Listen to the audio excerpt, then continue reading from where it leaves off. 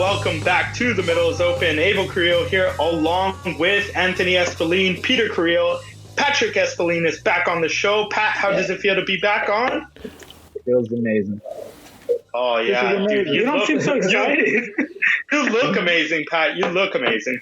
I shaved today for the first time in like 4 weeks. Dude, look at little baby El Guapo. Thank you. You shaved up 3 weeks. But anyways,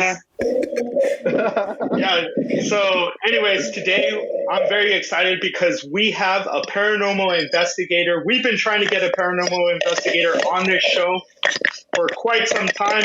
He's over there fidgeting with his phone. Ramito, what's going on over there, man? Oh, yeah, it's because I don't want to see people, I've got a triple chin, so I'm trying to minimize it to 2.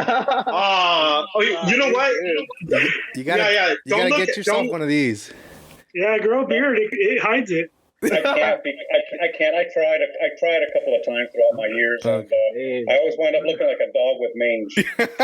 See, the problem, Ramito, is that you're looking at Patrick right now, and Patrick, he's El Guapo, man. He's the young one. He's clean shaving and everything. I mean, nobody compares themselves to Patrick, so don't even try it, Ramito. No, I'm not saying that, but I mean, I've been to a few places overseas where I would probably get a good $1 for him. Yeah. I'm worth $1. Hell yeah. $1. Yeah, I think in Morocco, I think would be the best place. I think. Yeah. Oh damn. Oh damn, Morocco. I've never been to Morocco.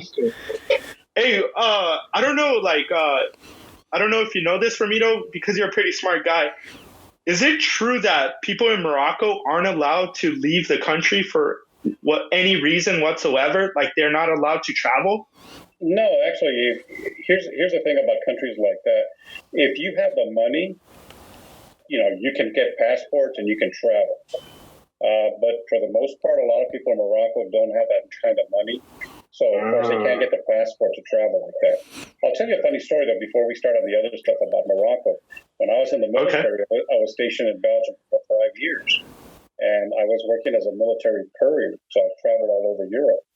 And for vacation, I went down to the coast of Spain. And that was my first exposure to a topless beach. Here I am, a young kid from El Paso going to topless beach, and I didn't even have, to do the daily double dollar dance. It was Where was this place again? Costa del Sol is what the name was called. Nice. So anyway, during the time that I was there, check that out later. We took a side trip to Morocco, and us here in El Paso, we tend to get dark real quick in the sun.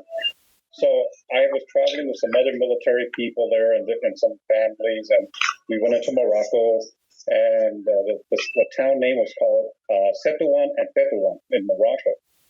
And they have, I don't know if you've seen the old movies where they talk about the Casbah, when you walk in there and it's like it's like bazaars and walls and alleyways and things like that. So we had a tour guide showing us around.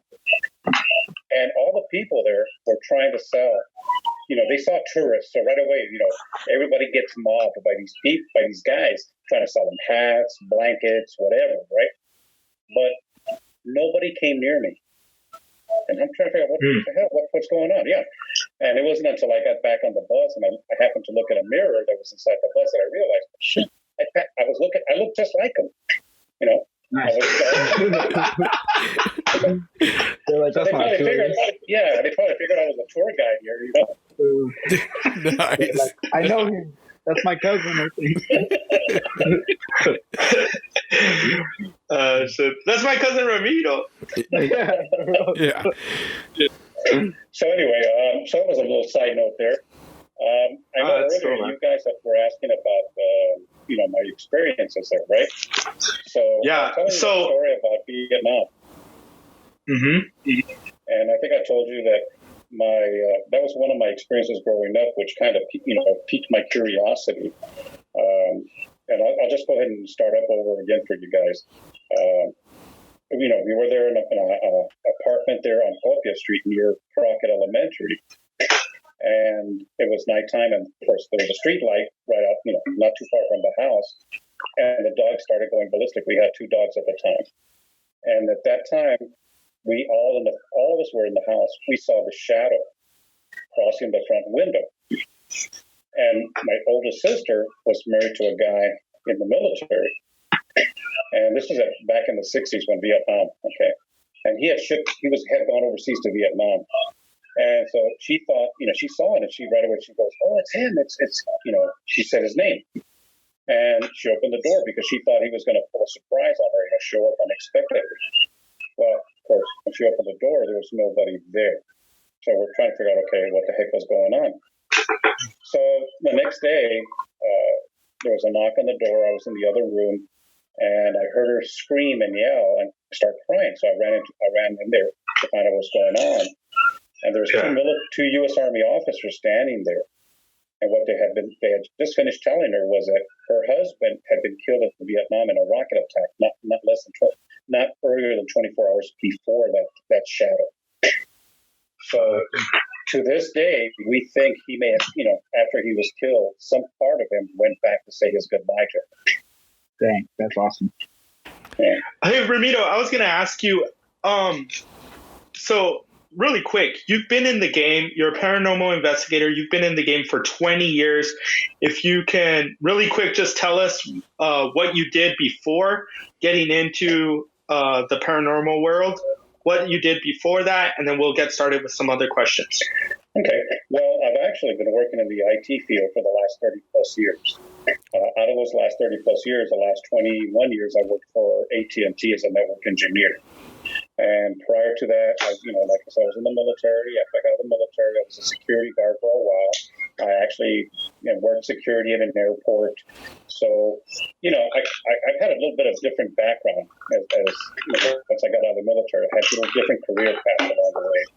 And in 2000 is when I started going back to my curiosity about, okay, is there something else out there? Is there something unknown? Is there something that we truly can't explain out there? Because you probably, I don't know if you know this or not, but back in the 60s when I was in Zavala Elementary School, I think around 4th grade, there was a report of a UFO seen near Las Cruces, and there was actually a picture taken of it. Do you guys know anything about that? Peter. Yeah. Ramiro, I was stationed at Holloman Air Force Base for nearly 8 years, 4 years active, 4 years reserve. And I could tell you there's a lot of stuff people say they want to know, but they have no idea, I guess. It's better that they don't know. Let's just put it this way. Peter is our coast-to-coast guy. Yeah, I'm a big coast-to-coast fan. Yeah. As long as you don't start telling me that you got men in black following you, we're okay. Well, no, I was going to ask you, being from Holloman, have you heard any stories about Holloman? As far as those paranormal, I heard there used to be an old hospital. Of course, it's like those stories that people tell, and an old hospital that they used to use when the Trinity site, and people didn't fully understand radiation, and so people were starting to get sick and dying and stuff like that. I don't know if you heard anything like that, but well, when I was working for AT&T, we had government contracts, so we had to get our security clearance to go work in certain places.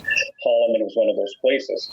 And so we had access to some of the older buildings in there because, you had, they were transitioning some of the units there or some of the organizations to newer buildings, but they were still, located there. And there was one place I remember in particular. It was where they used to sell the supplies, what we used to call in the military, the TA-50 supplies, or your field gear. And you could go in there and do, your shopping, that kind of stuff, or military-related items.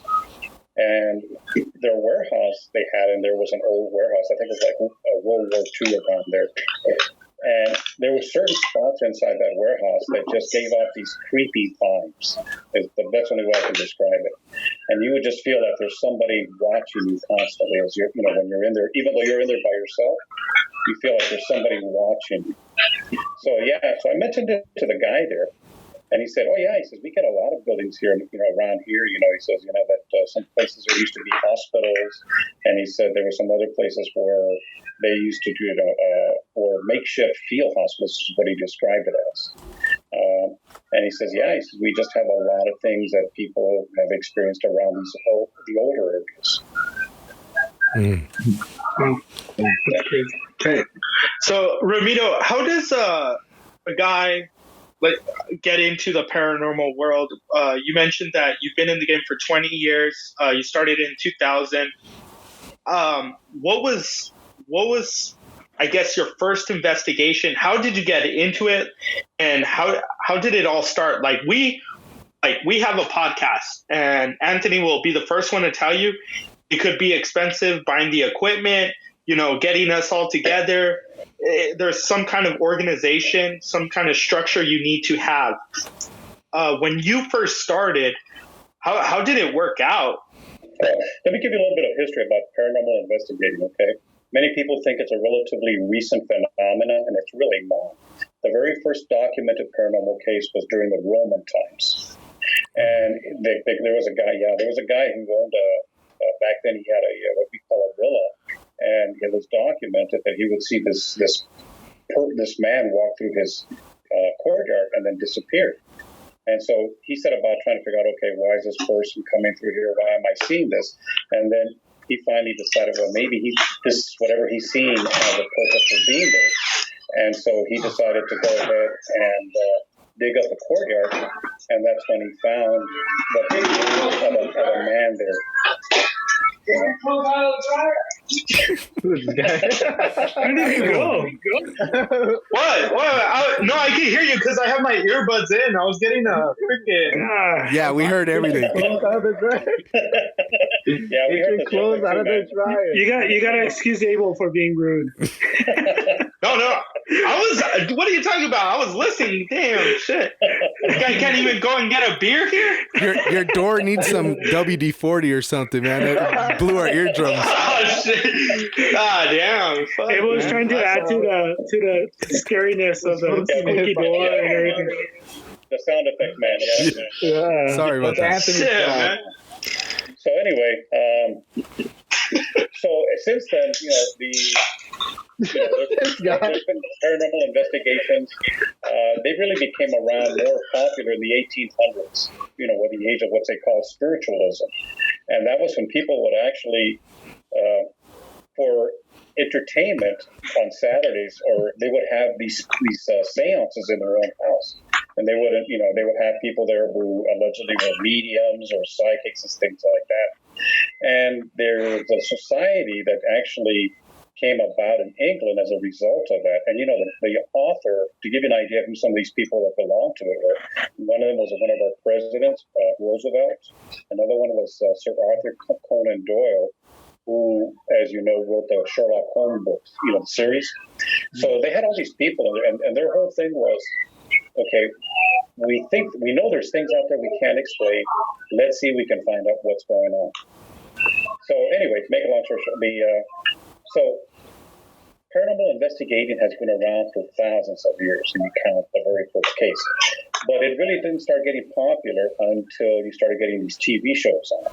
Okay, what drove my interest was not so much the TV shows, but more of for me, it was a personal desire to see, to find answers, to look for answers. Okay, are these really true stories, or are these things that are being made up?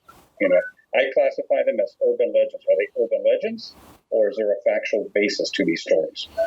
And so, when you start off in the paranormal investigating field in the 2000s, you really don't have much of a guidebook. So, somebody saw?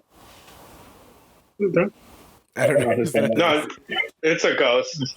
That's not me. So when sorry, let me plug in my charger. My phone's dying here. Now I'm getting the heebie-jeebies. Shit's Definitely happening. a ghost. God damn it! This Google Duo fucking world sucks. Yeah, like I said, I tend to use Zoom, so. Oh, he's knocking us for using Google.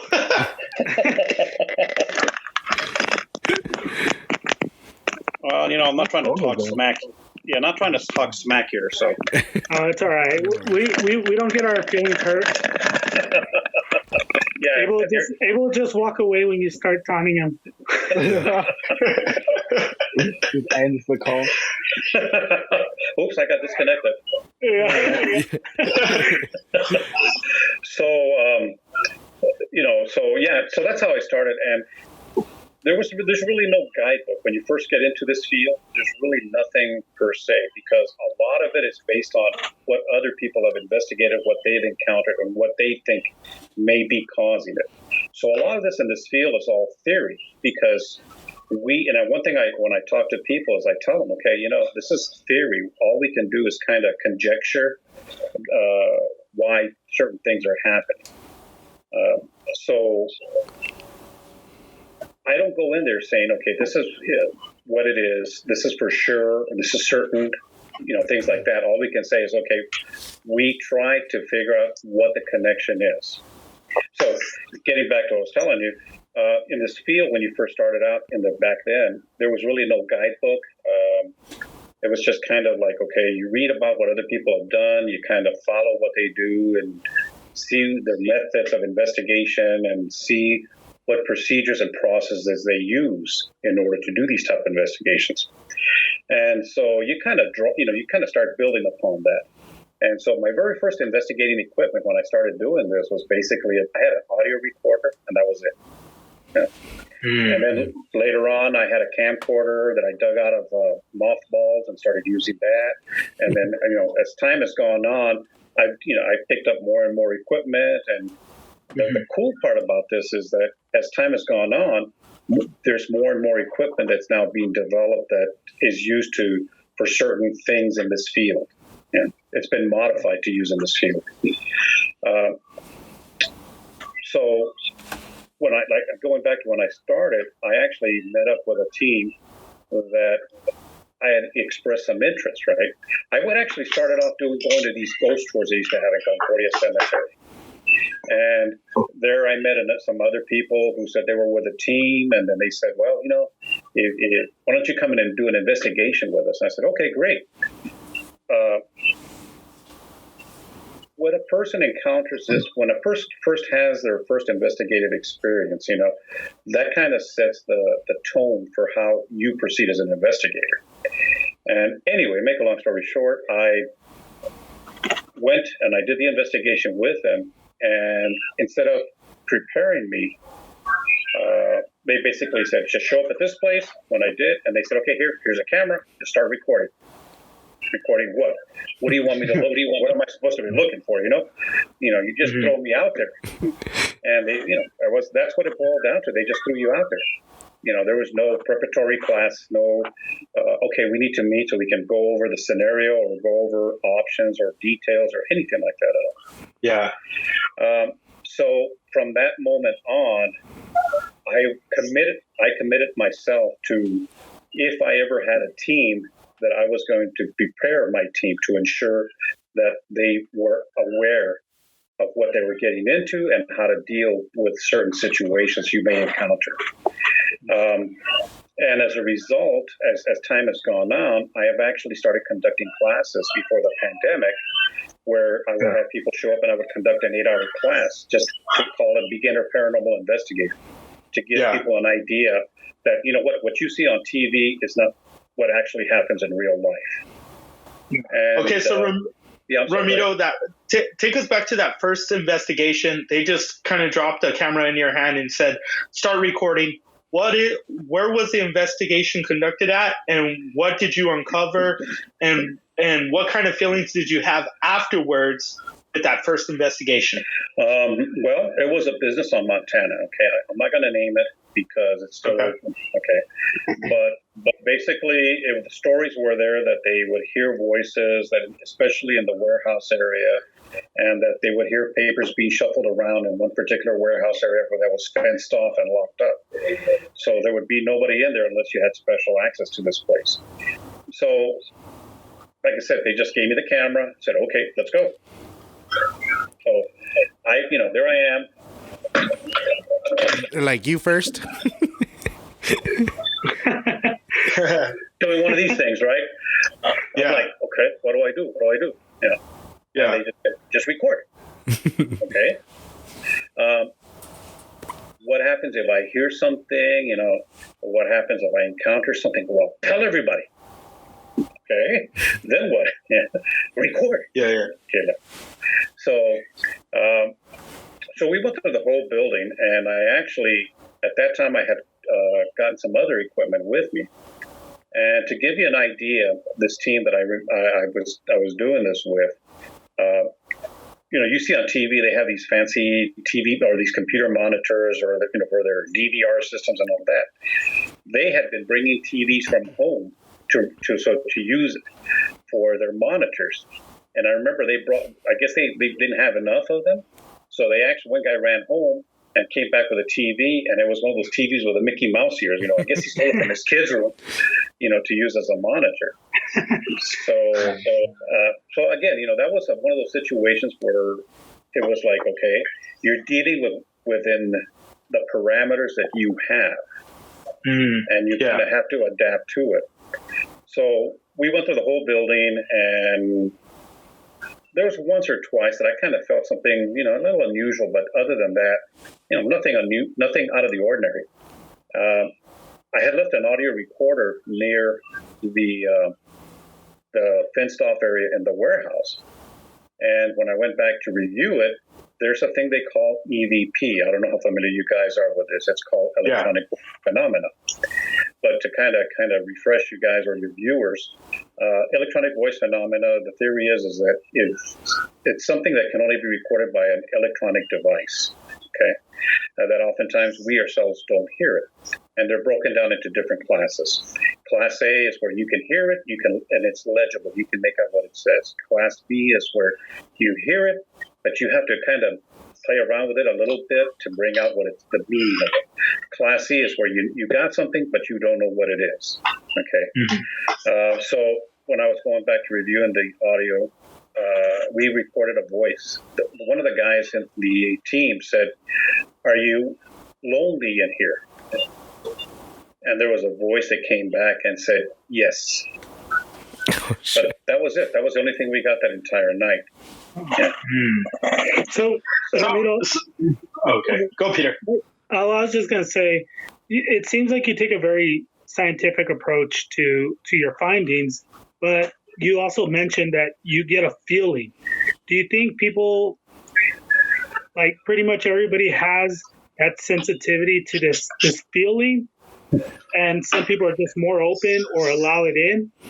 Or do you think it's just certain people that have that kind of, I hate to say sixth sense, but that sense that other people don't have it? Okay. Well, you're talking about sensitivity. Okay. In this field, because I come from a scientific or technical background, I'm always looking for rational explanations, right? So you could walk into a place and use one of these type of devices. I'm sure you guys have seen it, right? Yes. It's what it does. It detects electromagnetic fields, but oftentimes they may not work. Okay. So what I do is when I do a training class, what I stress to people is that the best detector is your own body. Okay, because often you can walk into a situation where you've got this guy, you've got it lit up, and nothing's showing on here, right? It's on the EMF meter, nothing's showing on there, but you're getting what we call in technical terms the heebie-jeebies. Okay, which is you got the hair standing up on end, you got the chicken skin or the goosebumps. Yeah, you've got this weird sensation. You know, I get that, Ramiro. I get that when I need to take a dump, though. Yeah. You know what? That's that Chico Stacco syndrome. That's the dark energy getting out of you. The reason I ask you is because probably every one of us have had some kind of experience. I know Pat has had at his house. I know Anthony, maybe. I don't really know what he really believes. But I know I've had a bunch of experiences. And long story short, I almost died when I was like a baby. So I always like to think, like, is it I'm more sensitive, or is there something following me? Like, is that a reason? Like, I always wonder, because I've had a lot of things happen. Not recently, but more the past couple of years. Well, let me give you a little bit of when I started this in the field, right? And I met people who claimed they were gifted or had psychic or medium, meet or claimed they were psychics or mediums.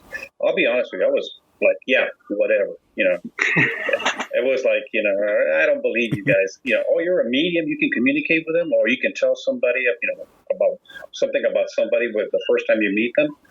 And my experience was that a lot of times they were basically doing what we call cold reads. So in other words, they would throw a general question out and see how you'd react. And then they would take their cues from your body reaction, right? So I was real skeptical about these kind of things for quite a few years until I actually did a case in I'm sorry, I was going to say I also worked with some people who claimed they were gifted before that, and I was totally unimpressed until I did a case, of all places, the Butterfield Trail Golf Course. I'm sure you guys have heard of that place, right? Oh, Pat. And there I was introduced to a lady, and she said she was also, psychic and medium, and I was like, yeah, sure. And one thing I train my investigators is to be skeptics, right? So my other investigator was like, okay, we'll see how it goes. So as the night proceeded, she started telling us some things there, and I was like, okay, whatever. We were actually in the kitchen area where staff had seen plates actually levitate. Okay, and one of the other investigators, he's standing there, and mind you, this is after midnight. There's nobody else in there besides us and two staff.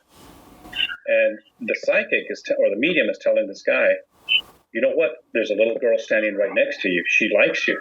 And of course, I have this all on video, by the way, because whenever we go in to investigate, as soon as we walk in the building, boom, we're recording, constantly recording. Because we've learned that as soon as you walk into a place, you're changing the dynamics of the environment. So if you go in there, you start recording right away. You never know what you're going to document.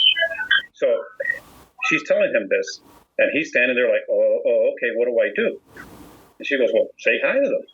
So he's like, oh, hi. This was his first investigation. So he was like, he was a little shy. Wow. So, my other investigator, who was a soldier stationed there at Fort Bliss, her name was Danielle. She said that afterwards we're both talking, and she's like, yeah, I don't know about this lady, blah, blah, blah. Anyway, once I went back to review the audio and the video we recorded, it blew me away. Because what she pointed out during that investigation, even though we ourselves were unable to hear it, the audio and video equipment corroborate what she was telling us. So that particular moment when she said that there's a little girl there standing next to you, she also said, by the way, she's humming. Of course, we don't hear anything. But yet, when we went back and reviewed the video from the camera, guess what we heard? As soon as she said that, we hear a little girl going, but there's no kids there. Okay? So, since then, when I worked 5-6 years with her doing multiple cases, and during that time, in this field, you have to learn to adapt, and you have to learn to be able to learn new things. Okay, so from her, I learned something a little bit more on what they call the metaphysical side, and through her, I learned that yes, there are people who have this ability, this gift, this sensitivity, or whatever you want to call it. Some people, it's inherited because when you talk to them and you start backtracking, and you ask them about their family, if anybody else in the family has had that, a lot of times they'll say, yeah, my grandmother or my aunt or my uncle or whatever. Other times, like you were mentioning earlier, as a kid, you almost died, right? What happens in those cases is that she explained it to me, and we've seen it multiple incidents since then, is that when somebody is at death's door, okay, whatever separates us from them, the veil, gets weakened to the point where you get exposed to that. So when you come back to our world, you're carrying some of that with you. So what that's done is basically meaning that, it's heightened your sense, whether you realize it or not. Okay. And I have numerous cases like that where I had a soldier who had a near-death experience in Iraq, came back to El Paso. Him and his wife were living in a brand new apartment on the northeast side, yet they had all these different things going on there. And we were able to document it on our equipment, audio, video. So one of the things I've learned is that, yes, somebody who has had a near-death experience becomes more attuned to this. Now, is it because you momentarily touch that veil that separates us from them, or is it because somehow some of that got imparted to you? We don't know yet. But sensitivity does increase as a result of some of those type of incidents. Ramiro, I wanted to. Oh, hold on, Peter. I wanted to bring you back to you talked about how you ask your investigators to be skeptics. Is that how you first started to kind of, I mean, you obviously want to walk into an investigation with an open mind, but you also want to be like, you don't want to be that guy that is so gullible, believes everything that they're telling you that you're going to see. How is that how you started? No, actually, I started off like everybody else who starts off in this field without having a mentor. Is you feel something and right away you jump to conclusions. One of the biggest things that I fell into, the trap I would say, is when you take pictures, right? You're snapping pictures and you look at them, and all of a sudden you're saying, "Oh my God, look at all those orbs."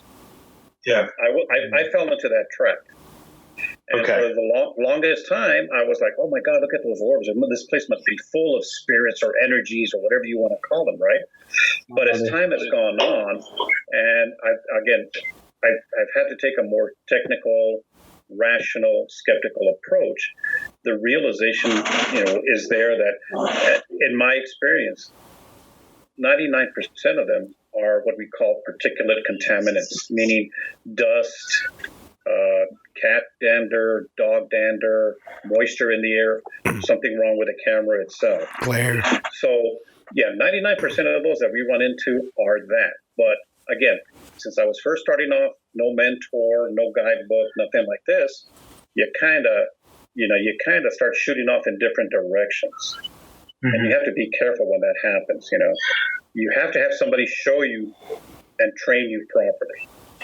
So now that you're like a crafty veteran, when you step into an investigation, you get all the information that you want, you videotape, you record, all that stuff.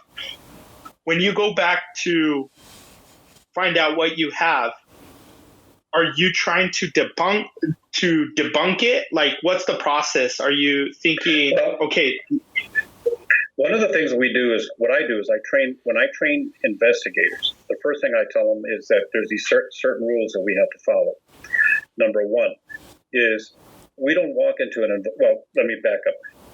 When somebody contacts us and they say they have things going on, okay, great. We'll sit down, we'll talk to you on the phone, and then we'll conduct 2 more phone interviews as well. And the reason is because sometimes during those phone conversations, something gets revealed. Okay, so the first conversation they might say, "Oh, this is what's been happening." Okay, great, and tell me more about this. You document it. Okay, we're going to set up a second conversation, a second phone call with you. So you go back, you do the second phone call, and you come back and you ask them questions, but you reflect to them. You reflect back what they told you, but you do it in a slightly different way. So in other words, if somebody's saying, "Oh, you know what, I hear footsteps inside my house." Okay, great. Then when you're doing the second interview, you're going, "Oh, so listen, tell me, what about these, have you heard any different unusual noises, things like that?" You're reflecting back to them what they said, but not feeding them that information. And usually by the third interview, we'll have determined whether or not there's probable cause to do this type of investigation. Okay. So in other words, we're screening people because we want to ensure that when we go we go to these cases, we're actually going to a legitimate case. Okay, that there's a factual basis for what they believe is going on. When we go in there, again, we go in as skeptics, so we try to find rational explanations for what some of the things that they're thinking they're experiencing. If somebody says, "Oh, I get goosebumps over here," I get chills, or I get the heebie-jeebies in this one spot. Okay, great. Let's go check it out. Is it because you're near an electrical panel that's giving off high EM fields? Okay. And to give you an idea, if you guys ever get one of these, microwaves are notorious for this. If you were to put one of these next to a microwave while it's on, this thing would max out. Okay. If I don't know if I can do this next to my earbuds. Let's see. So see, oftentimes these things will react when you have a cell phone with you and you're getting text messages. Okay. So those are things we look at. So oftentimes we find that some people are, we call EM sensitive. They're sensitive to the electromagnetic energy in the environment, and it causes them to react in that way. One of the great things about working in the 30 plus years in the IT field is I used to repair printers. I was a HP certified repairman. And the older laser jet printers actually had in them service manuals that you have to replace the ozone filter every time you service that printer.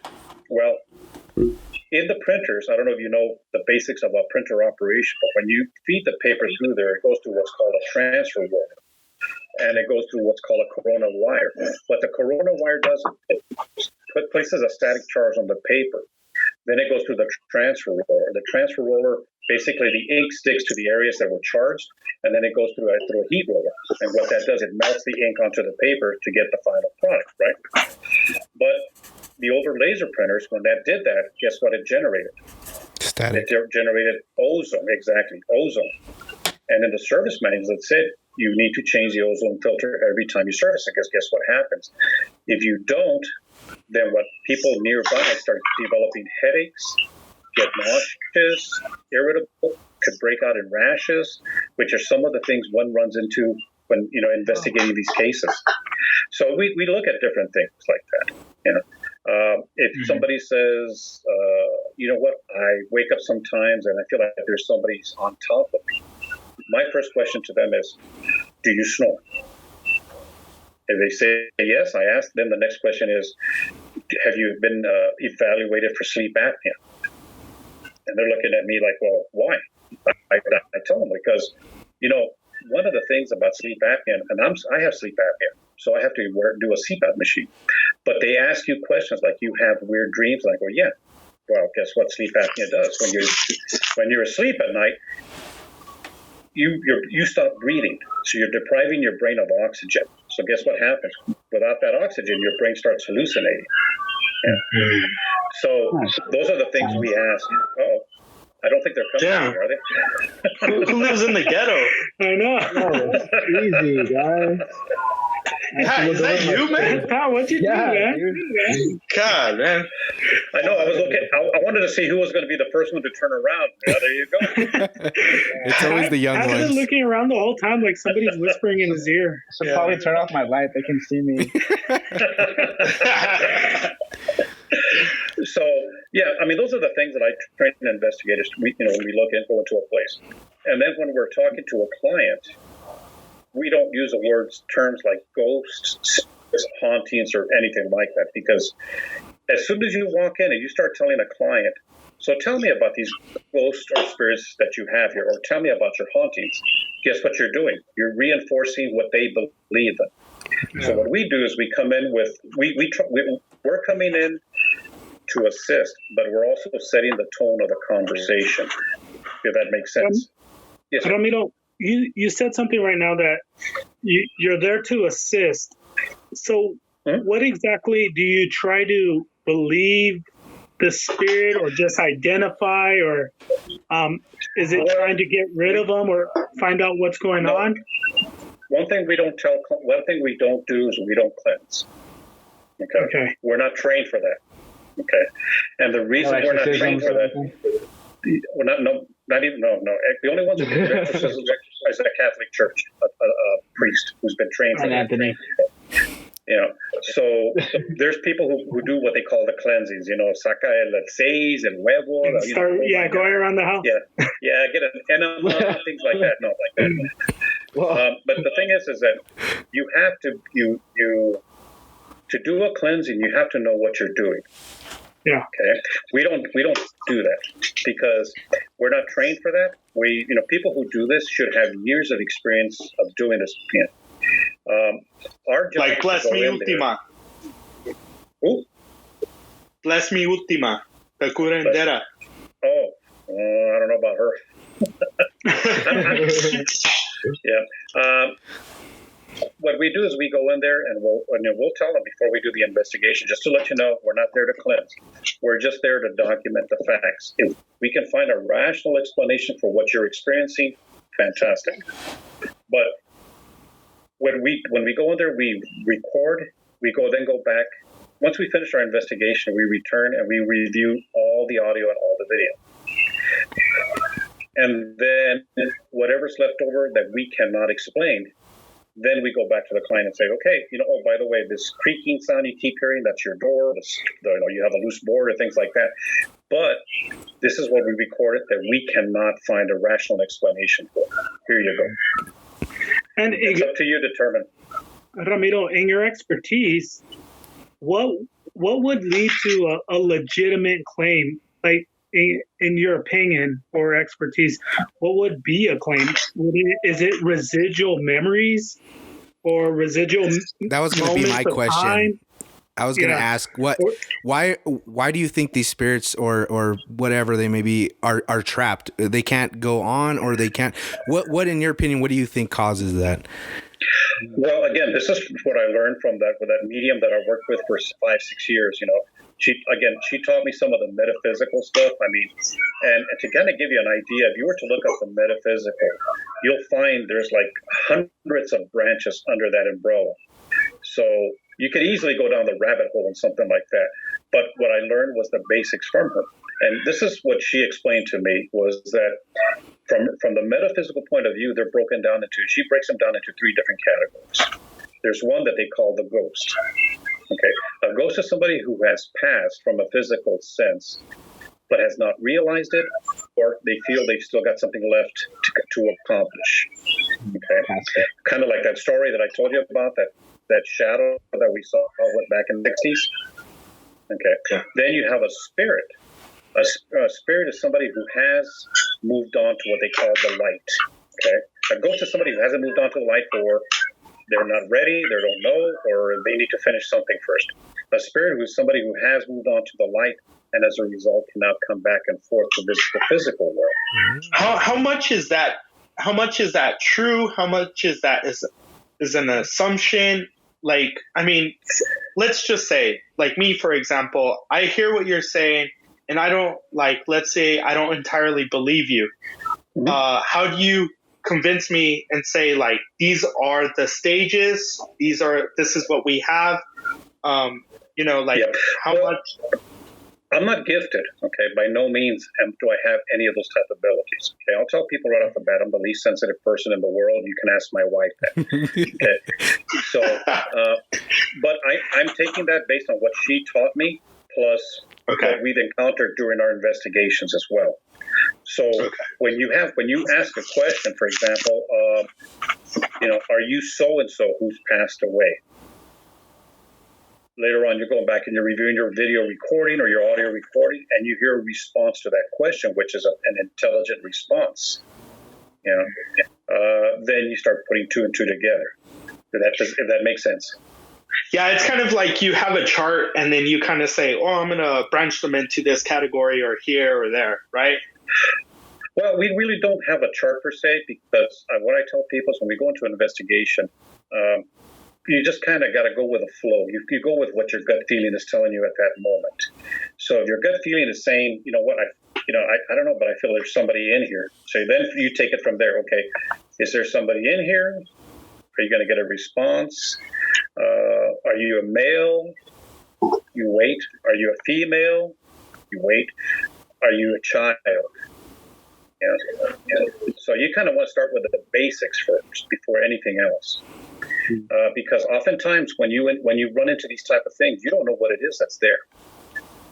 Okay, kind of like we were talking about ghost spirits, and then you have the things we call negative energies.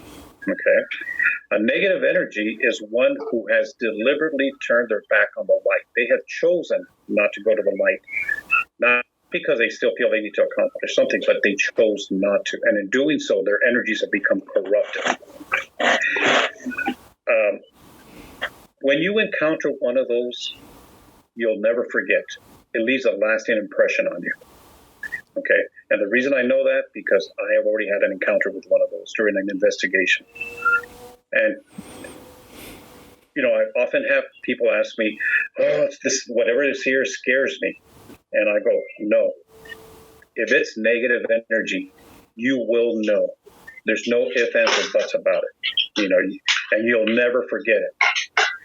So, unfortunately, they do exist. A lot of times people go, well, there must be demons. One of the things that the medium taught me is that she personally doesn't believe in the demonics from that perspective.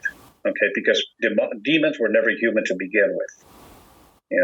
So we're dealing with human type energies here. So she says they're just negative energies. They're just energies that got corrupted as a result because they chose not to go onto the light. Kind of like when you have a church, a Catholic church, for example. What happens to a Catholic church after they move from there? Come on now, guys, it's quiz time. They turn it into offices. That's where they make the gorditas for the kermés. Who knows? I don't know a church that they turned down. Well, St. Jude's.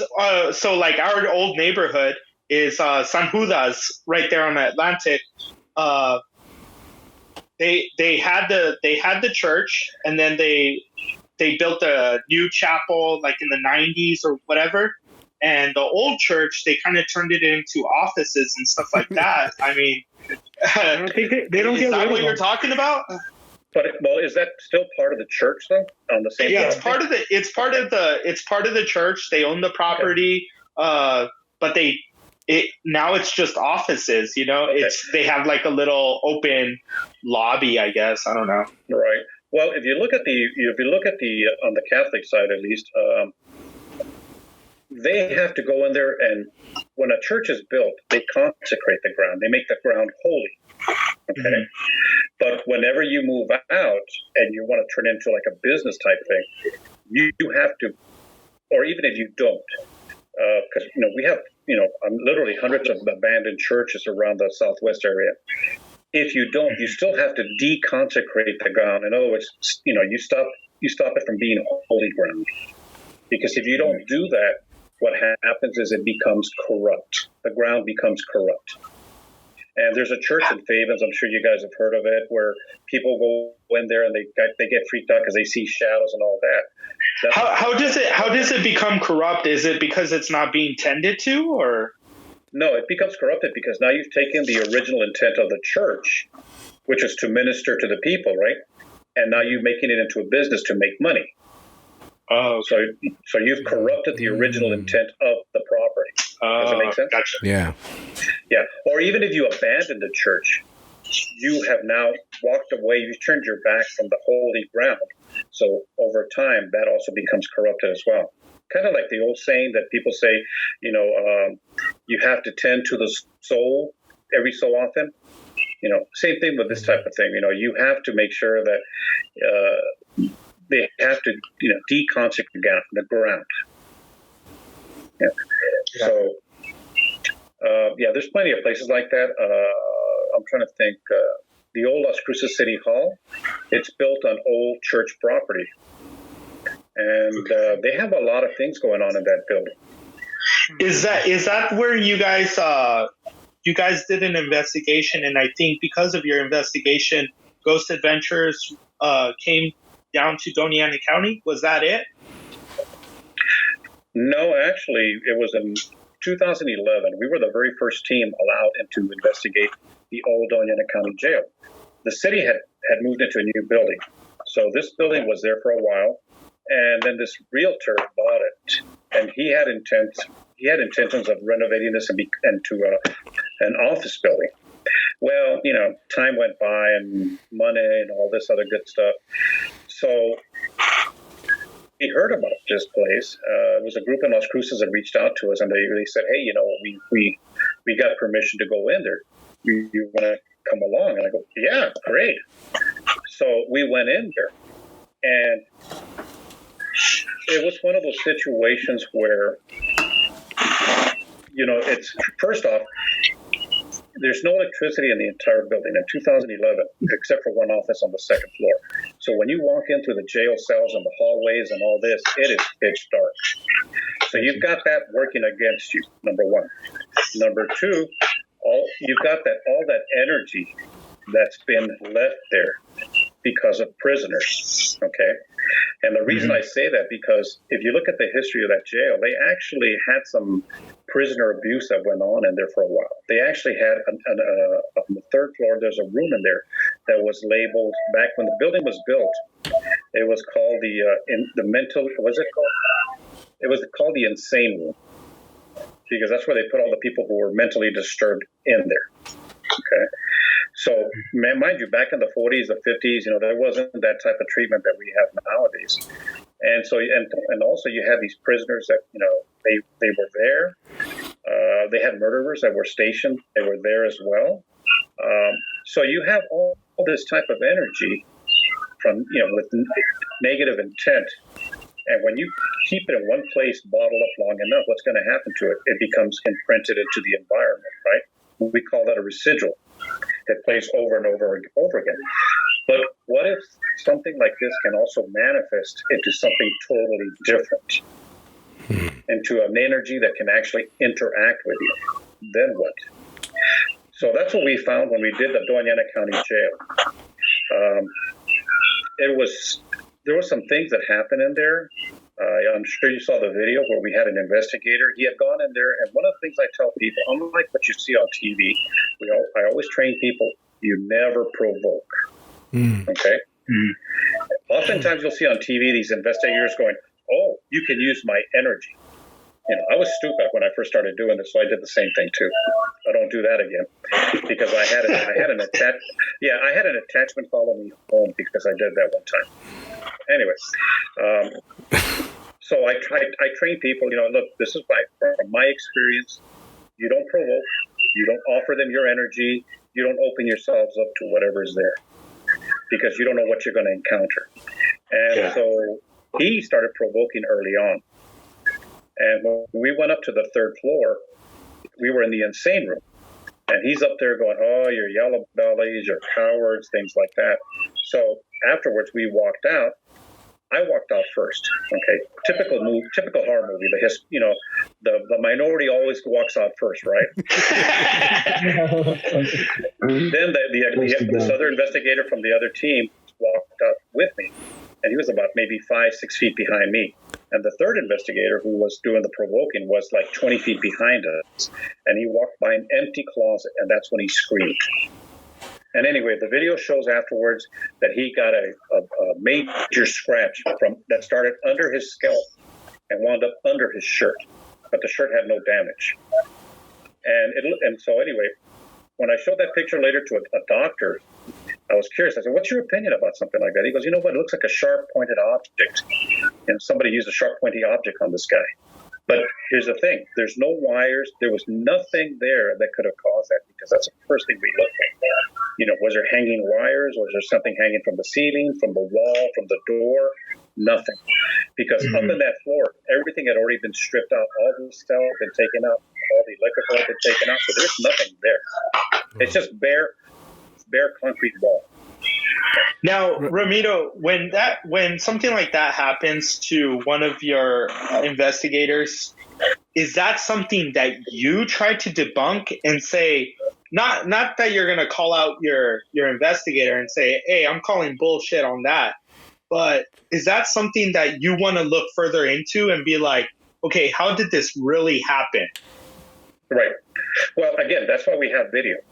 We're running video continuously. So it was my camera, The guy behind me, he had a camera, and the third guy, the one who got scratched, also had a camera as well. So you see me walking, and you hear him yell, and I turn right away. I mean, it was instantaneous reaction on my part. And you can see him standing there. He's looking behind him, and he's just holding the back of his neck like, what the hell? I mean, this guy was so shook up that he left for a while. You know, he was getting ready to quit that same night. But again, when we went to see what was going on or what had happened, and he showed us, the first thing I did is, and on the video, you can see there's nothing hanging there. That's the first thing I was looking for. Okay, was there something hanging there? Was there some wires, things like that? I actually returned a couple of days later just to confirm that. So there's nothing there that could have caused something like this. If he went up against the door, he would have needed to really get up against that door to create that kind of scratch, and you would have heard that because it was basically quiet in there. So it's just the only conclusion that I come to is that whatever was there didn't like him provoking, and they showed him. Ramiro, I had a question. Let me ask a question here. Go ahead. I'm a mechanic by trade, so I'm always into tools, and I'm always a techie kind of guy, right? So I know some of the equipment that you use, a camcorder, digital recorder, those kind of things. I have some suggestions. I don't know if you've ever tried them or know anybody that has tried them. Now, what kind of threw me off though is that you said not to provoke them. So that's kind of what some of some of the stuff that I thought might work, maybe might not work. What kind of Anthony tools? over here? Yeah. Well, like he's all provoking. Who sent you? Who sent you? Well, a lot of people say it's about the soul, right? Like the spirit, your soul, something's left behind. For me, music is something that's always that kind of moves your soul, right?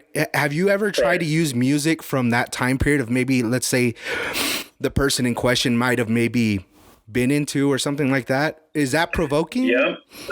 No, it's not. What you're doing is you're creating what's called a trigger moment or a trigger object.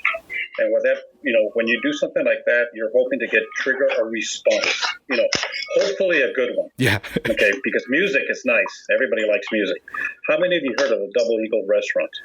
Yes. Oh, I have some questions for you later. Okay.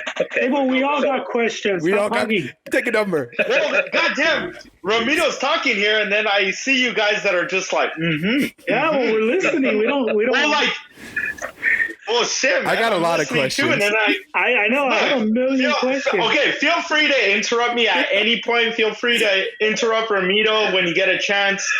Like, that's why he's on. Damn, y'all making me feel like I'm the last woman on earth here. I actually, when we found out that you were coming on the show, I was like, I have at least 20 questions for you. And maybe all right, let's go. Come on. One of them has been answered. Rapid fire. Music. And poor Pat hasn't got one question in. I was gonna say, like, what's the scariest thing he's ever seen? Because, like, I don't know. Well, before I answer that, let me go back to the question about the music. Me first. In the Double Eagle, we actually have played music there, and in other places we've done that as well, that we think pertains to the area or the era, the time frame that we're looking at. So in the Double Eagle, we played music that was called zarzuela, which is a Spanish opera that was popular in the 1800s because that building has been around since then. And when we play that music, of course, we don't hear the responses. We're just asking, do you like the music? Does this remind you of anything? Can you tell us if this is what you enjoyed listening to? And we actually got a female response on the equipment. Again, we didn't hear it, but it got a response that said, "Sí." Yeah. Wow. So, yeah. So, and we've got responses of other places, that we'll sometimes put things out there that, like, we put a ball there or, something to trigger a response. Yeah. But we're looking for nice responses, okay? We're not doing like what you see on TV, I'm going to this and that, whatever. Because when I tell people, it's like you walking into a bar and saying, I want to fight. it's not going to. That sounds like Peter. Yeah, it's not going to be the weakest person in there responding. It's going to be the biggest, baddest, ugliest one in there. Are you able to have those entities follow you? Like, will they follow you home or? Well, let's get back to the other question about the scary part, because they're both tied in together, actually. Okay. The scariest one, I would have to say,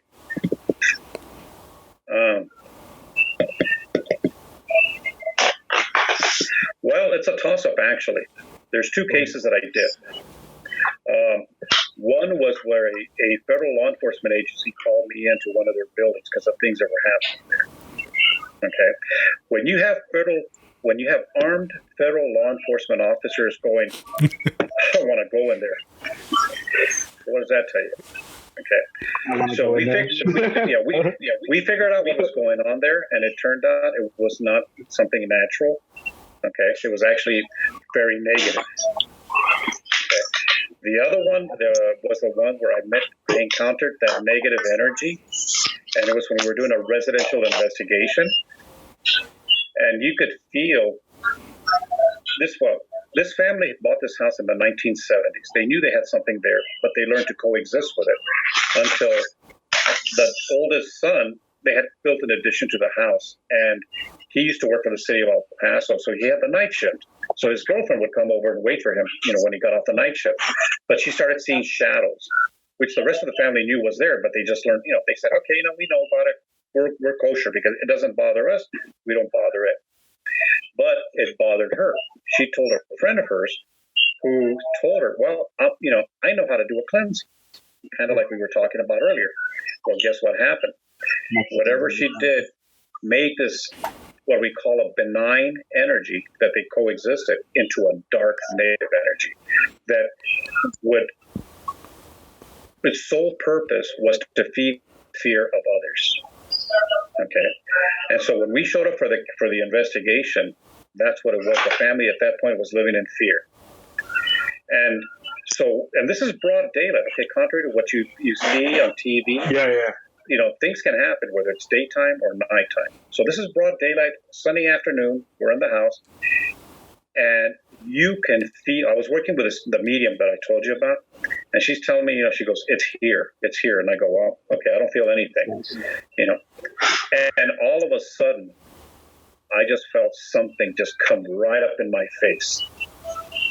I mean, it was there, and it was trying to intimidate me. And I said, you know what? I feel you. I know you're there. I'm not scared of you. And then you feel it go away.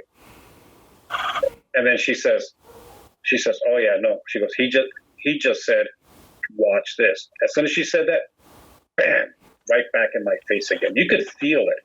It's like right there, inches from my face, but there's nothing there. But you feel like a person was standing there, or what no, it was. My feeling was it was static something dark. Like, have you ever had anybody get right up in your face that you don't know? Yeah. Well, let's not talk about those intimate moments there, okay? They're actually lovers, Ramito. Well, I didn't want to say anything about it. That's funny. Where's the picture? Where's the picture? That would explain the personal grooming, eh? Yeah. I like when it's smooth. But you know what they say: if you have two beards rubbing up against each other, you can cause a fire.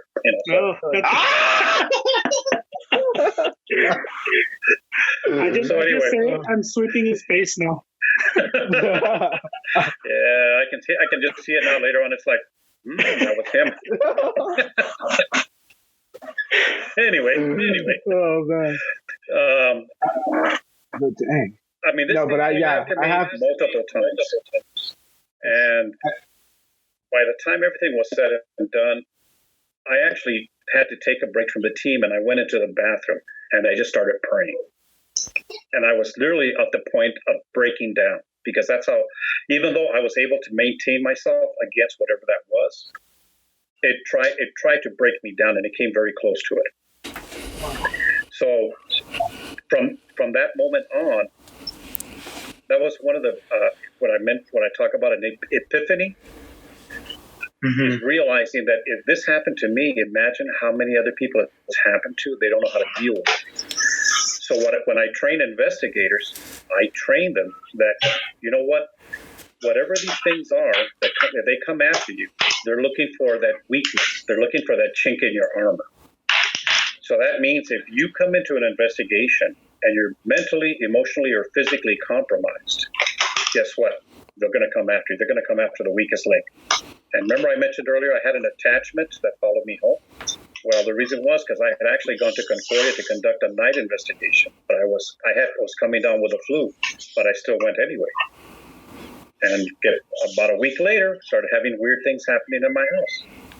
It took me a while to get rid of it, but I was successful. So I would say those and the law enforcement, I think, were the two scariest ones I've ever run across. Would you ever go back? To where? To either of those. Yeah. Yeah. Okay. Well, because since then I've learned how to deal with it.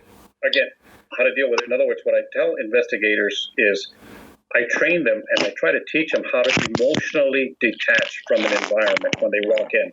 Okay. Number two, we now take precautions because these are energies who try to feed off negative energies, or they try to feed off your negative emotions. So before we start an investigation, we do what we call our boundaries. We set up our boundaries. What that means is we go in a circle, and I say certain things and just kind of laying out the groundwork, but telling them, okay, we're just here. We're here to listen to what you have to say. You know, we're coming with courtesy and respect, and we expect the same. If for some reason during an investigation, one of our investigators feels like something's getting too close, I'll tell them, okay, put your boundaries on. What that means is that, get the fuck away from me, blah, blah. No, you don't do that. What we'll do is you say with courtesy and respect, what that means is that you'll tell them, you know what, I appreciate you letting me know, but you need to step away, please. You don't have my permission to do so, to touch me. Because think about it. We may be paying attention to them because nobody else has. And they're hungry for that attention. So they may be reaching out to you, but they don't realize what effect they're having on you in a physical sense. But if it's like anybody. If you respond to somebody in a negative way, what's going to happen? They're going to respond in a negative way. And it's going to escalate from there. I had another question. Animals. Have you ever had any, in other words, have you ever had ghosts that were an animal, maybe a paw scratching? And the reason why I'm asking is because pets are very sensitive, and I know sometimes a lot of people say that they can see things that we can't. Do you ever use maybe an animal, dog, or something like that in some cases that might be able to sense something Got a raccoon. You know what? Hey man, I'm just asking questions. I've never heard anybody answer, man. I've never seen it. That would be an awesome show right there. You get a German Shepherd. Some TV shows have used ghost dogs. Yeah, or but the thing is, in reality, it's a gimmick. That's the reality. These TV shows are doing it because they need to build up the ratings. Okay, the reality in life is that you don't bring a pet to an investigation. Because now you're distracted. Like the dog stops and starts licking its crotch. It said something. The dog decides to pee somewhere because they smell some other dog scent there. Well, I've never had a paranormal Dog experience whisper. myself. I've never had one myself, but when I was younger, I had this German Shepherd, and one time I caught him just staring at the stairs and growling with his hair up. I'd never seen him that way before, ever, and it gave me the chills, but I didn't see anything or hear anything, and it was kind of like, what are you staring at? Like it kind of. I don't know if they're more in tune to that than we are. I often get a lot of those when we do cases. I often get some people telling me, well, my dog starts doing this for no reason at all. And I have to remind people, dogs or pets or animals, remember, they have a heightened sense of hearing and smell. So they could actually be hearing or smelling something outside the house and reacting to that. We have dogs that will wake up in the middle of the night. We may have the windows closed, but they'll wake up in the middle of the night and start barking. Why? Because is there somebody out there? No, not a human, but there's cats out there. They hear the cats. So good point. The animals could be reacting in many instances to something outside that you yourself aren't aware of. Okay, and so it looks great on TV, but the reality is that and for all practical purposes, it wouldn't work because again, the dog that you have could be reacting to something not inside but outside the building. Right. Yeah. Now, Pat, you went away. I thought you had a question. Yeah. No, but here's the interesting part is that we had a dog that was with us. We oh gosh, I want to say 2002 we got her, and she was with us for like 13, 14 years, and she passed away. And my oldest son loved that dog. So anyway, she was the sweetest animal that you could find. Very loving, that kind of stuff. So about a week or two after, I would say about 2 weeks after she passed away, I was actually at my desk at home, and I was on the computer, and I felt the dog. I felt the dog brush up against my leg. So instinctively, I reached down, going, "Hey, Ginger!" That was her name, Ginger. And then I realized, wait a minute, we don't have any dogs now. Wow. Yeah. But we've never had that happen since then. So I think it was just her way of saying goodbye. Yeah. That's awesome. Okay, I have one question before I have to leave because pregnant girlfriend's calling. But curfew. Yeah, I gotta go. My final question would be, what's your favorite scary movie? Actually, I don't watch scary movies. Really? Oh shit. Because here's the thing, I get enough of that in real life. Yeah. That's a dumb question, Pat. Hey, at least I didn't ask the dog question. Oh, come on.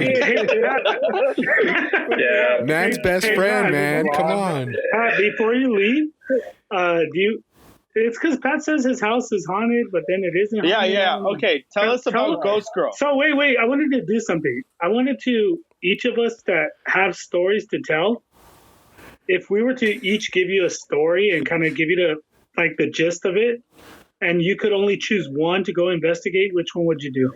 So I'll let Pat go first. I have a good story that doesn't involve my house. Well, okay, but let me, before you do that, you're at NMSU right now, right? Yes. Well, I'm in El Paso, but I go to school in Michigan.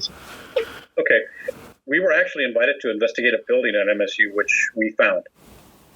And a lot of the stuff that they had was actually rational explanations. What building is it? It was for curricular development. You don't know the name of?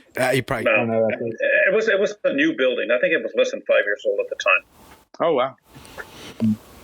So what they would report is that they said that at night when they're working late, they would hear loud bangs and sound like somebody walking on the ceiling tiles. One of the other employees said that they saw a little boy and little girl in the hallway. So when we went in there, we heard these things. We have it recorded. I mean, it would be like loud bang, like somebody took a hammer and was just banging the steel beams in the ceiling. We actually recorded some voices we couldn't identify. We had no idea, where they came from. So when we went back to them, I mean, what we do is when we find something like that, we have to research it, thoroughly research to see if we can find plausible explanations for what was being encountered.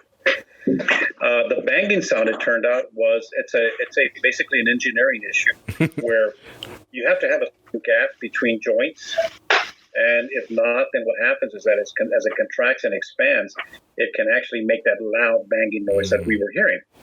However, the other voices that we heard, there was no explanation. And in the bathroom, when you're doing an investigation, right, you have to be very careful not to get sucked into the moment. So when I was there, we were there with another team, and one of their female team members was saying, "Oh, I feel these things on my psychic, blah blah blah." And I said, "Okay, cool." She goes, "Don't go down that hallway. Don't go down that hallway." Why? There's a demon down there. Oh crap. Okay. So my other investigator who was with me, told me afterwards, he goes, "Oh man, I need to go to the bathroom, but I didn't want to go down there because that was the only men's bathroom." He goes, "Oh, so what she said." So he says, "I had to go outside and pee in the parking lot." I'm like, "Okay," but I, being the more modest individual that I am, I decided to go to the bathroom, right? And I walked down there. Everything was hunky dory. Went there, stood there doing my business, and all of a sudden, I just felt somebody was just right behind me. Okay, so how would you have reacted if that was the case? Scream like a little girl. I would have kept peeing. I would have farted. What I did is I went. I'm still standing there doing my business, but I turned around and I went, "Do you mind?" When I said that, all of a sudden I heard footsteps walking away from me. Oh man! But I'm the only one in the bathroom. So to this day, the unanswered question is: were they jealous or were they checking me out? I don't know which one it is. These are the questions. Oh, sure, man. The unanswered questions in the paranormal field. It was a universal bathroom, huh? Universal bathroom.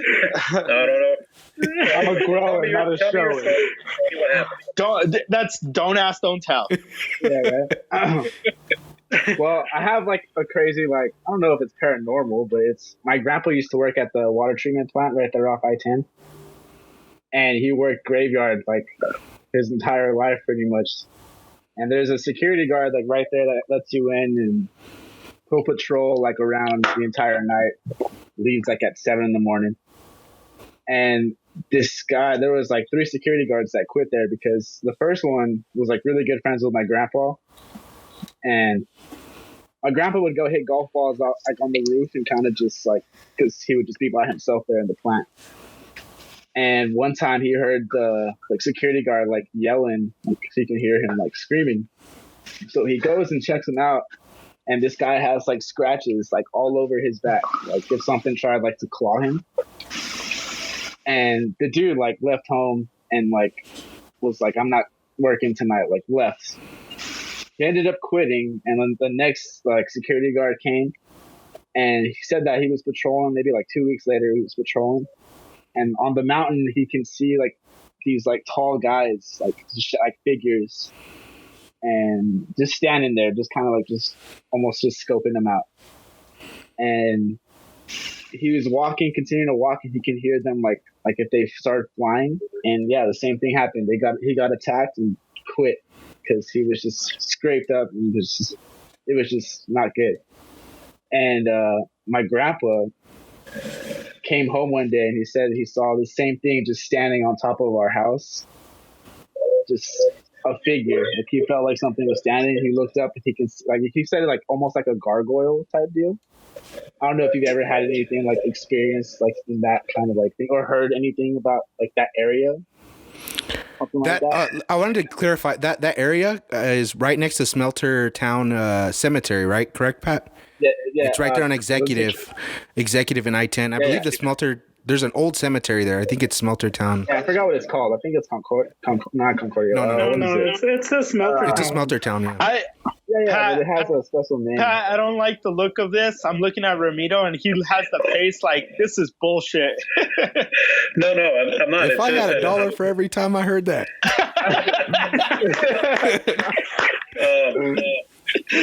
The thing is that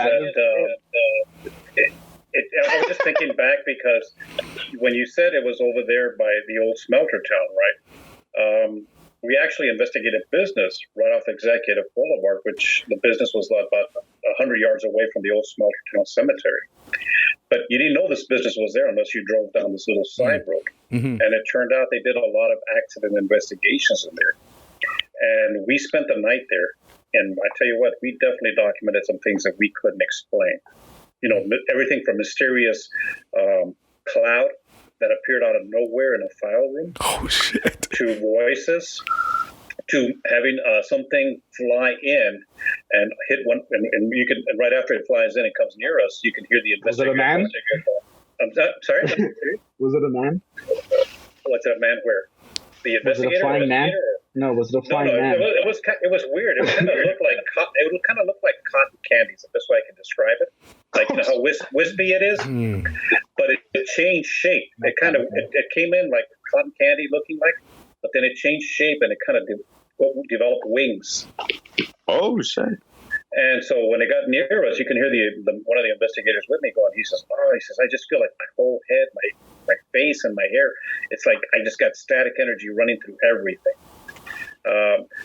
But yeah, it was interesting because they had a lot of stuff in there that were actually involved in accidents. And they had a car there, and I have actually pictures of the car where it involved a family of 5, and they all perished in the accident. So as we're walking through there, you can hear one of them asking, he goes, did you hear that? And I go, yeah, and then somebody else said, oh, it's probably you walking, your shoes make that noise. I go, you're probably right. We went on, and I was like, didn't think anything about it. But when we went back and reviewed the video, right after the guy says, did you hear something? You hear this voice that comes out of nowhere that says, the children. Well, it turns out that there was 5 fatalities in that car. 3 of them were children. Oh shit! I was going to ask you: Is that business? Is that business the one? He was talking about that. Oh, I've been in that area. I just wanted to make sure. Is there that business right next to the train tracks? There's like a small road that leads up to the cemetery, and it's right on the side there. Right, and it's right. They're no longer there though. They moved. Okay, it's because I did a lot of work right there where they put the new executive I-10. They had a lot of construction there, and I worked on a machine that was literally right next to the cemetery, and I was working as fast as I could to get out of there. It just gave me the old cemeteries like that. Just give me the willies, I guess. Well, I guess it gives everybody the willies, Yeah. Yeah. Especially when you're by yourself. All right.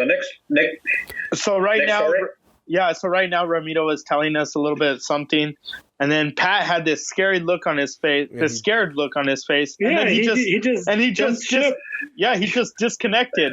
We don't know what happened to Pat. He had this scared look on his face. His eyes were wide open, and he's gone now. Ramiro is giving the fish hook that his girlfriend took him away from us.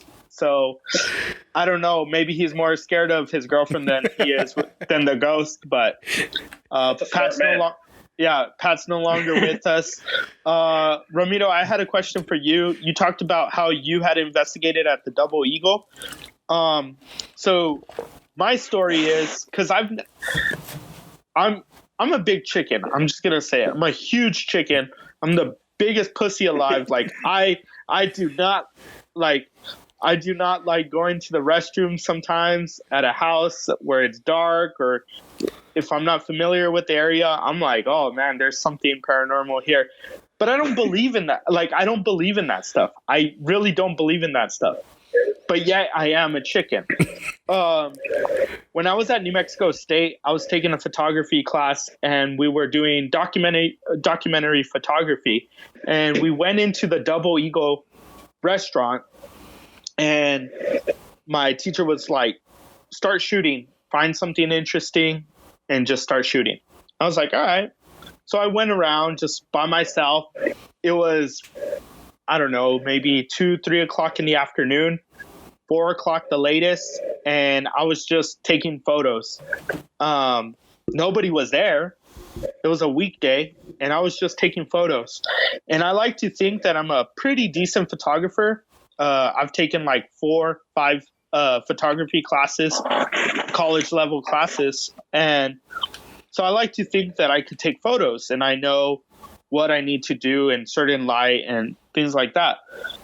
Well, when I got back to the lab and I inserted my SD card, every single photo that I had taken at the Double Eagle, it was blurry. Like, not to the caliber of of me taking photos. Like, it was blurry.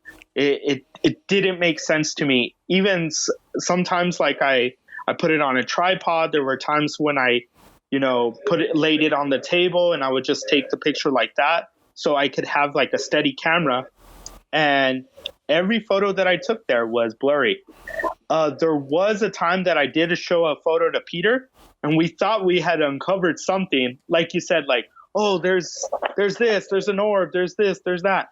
And I was like, oh shit, what is that? Like, I think it was the reflection of something. And we're like, dude, what is that?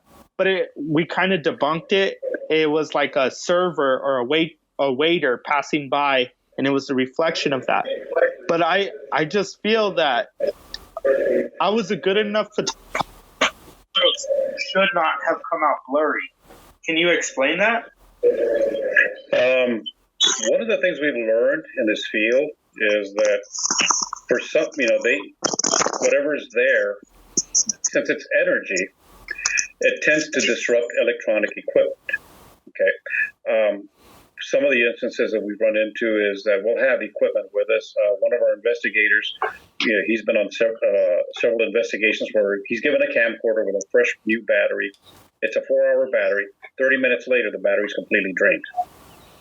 Other times we've had where we use special infrared lights when we're walking around in the dark. And I'll have an investigator saying, oh, I feel something. And as soon as she said that on camera, she says this, and then on camera, you see her infrared light just go out completely. But since we're not aware of that, we don't see that. But these are infrared lights that are rated also for 4 hours. So something, whatever it is, drains the battery sometimes. The cameras like that, still pictures, sometimes are affected as well. When we went to do the Double Eagle, I've been there like 8 times in like 10 years. I've done 8 investigations in like 10 years there. The last investigation we did was 2018. And prior to that, what brought the Ghost Adventures folks in there to film an episode was what we found in 2016, I'm sorry. And we actually recorded this mysterious light going across the top of a door in one of the rooms in there. But there wasn't any of us at the time. So a year later, we went back to investigate again. And one of the guys decides he's going to do a selfie with all of us in the background. Well, I'm standing right next to that doorway where we captured this mysterious light. When he showed us that picture, everybody else is clear. But where I'm standing at, my face is blurred out. Oh, shit. So it happens. I mean, it really does that for some reason. Is it because they're affecting the electrical equipment? More than likely. I mean, it's crazy because I took over. I'm going to say, like, when as a photographer, you go and you shoot. You just shoot.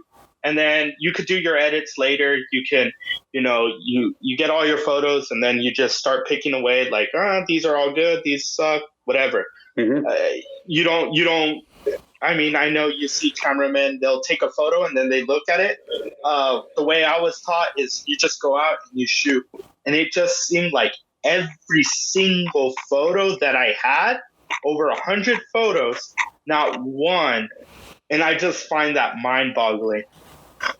Well, what's even more mind-boggling is when you have a stationary camera recording, there's nobody in there.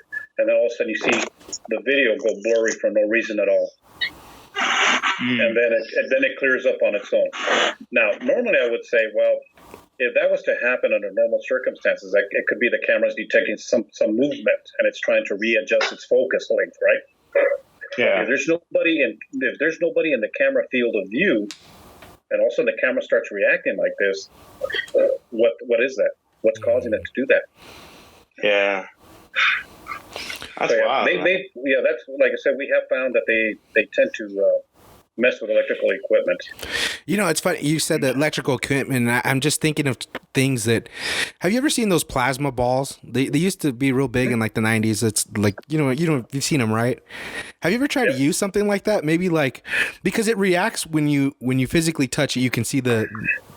Right. I actually did. I investigated the Double Eagle with another team. This was my second investigation where they actually brought a plasma ball. Really? And their theory was that the plasma ball is going to energize the environment. Didn't work. Sorry, no.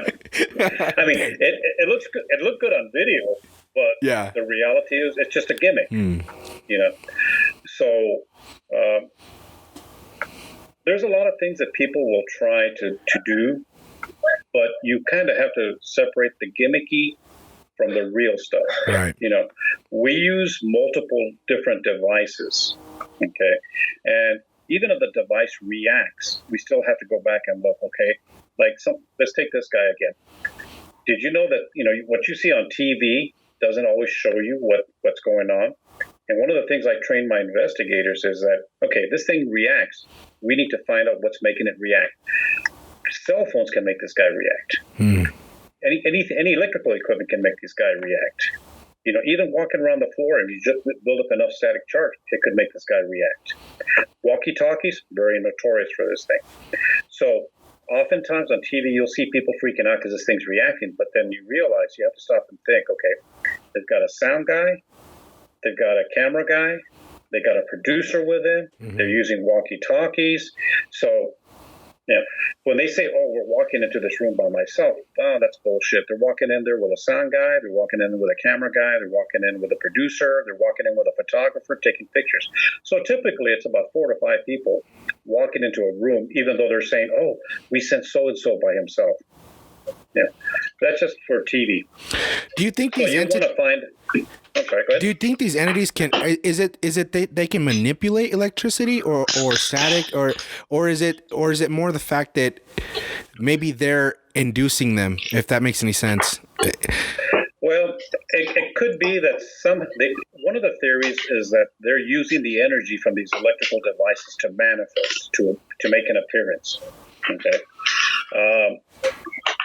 The other theory is that they're using this because they themselves are electrical. It's an electrical energy that they're based on, so they're interfering with electrical operations of the device that you have. Me, I tend to think it's more of the first part. They're using that electrical to manifest, to appear. We did and I'll give you an example. We did a museum in Oklahoma. We were invited up there, and they have it was like on 3 acres of land, and I mean they had like I think it was a train station, a full-blown train station there that they had moved. They had 2 houses there that they had moved there, plus the museum, plus another building, plus 2 other buildings in there. So it was like on 5 acres of land, you know, that we had to investigate. And one building in particular, we had set up a camera in there to record, a DVR camera, and we left a device in there. I don't have one with me, but what it was is that it's something similar to this, right? And we also left a light in there, an infrared light, on this table next to the device, and we have the camera at the opposite end of the room. When we were in there, everything recorded normally. Our cameras recorded normally, that kind of stuff.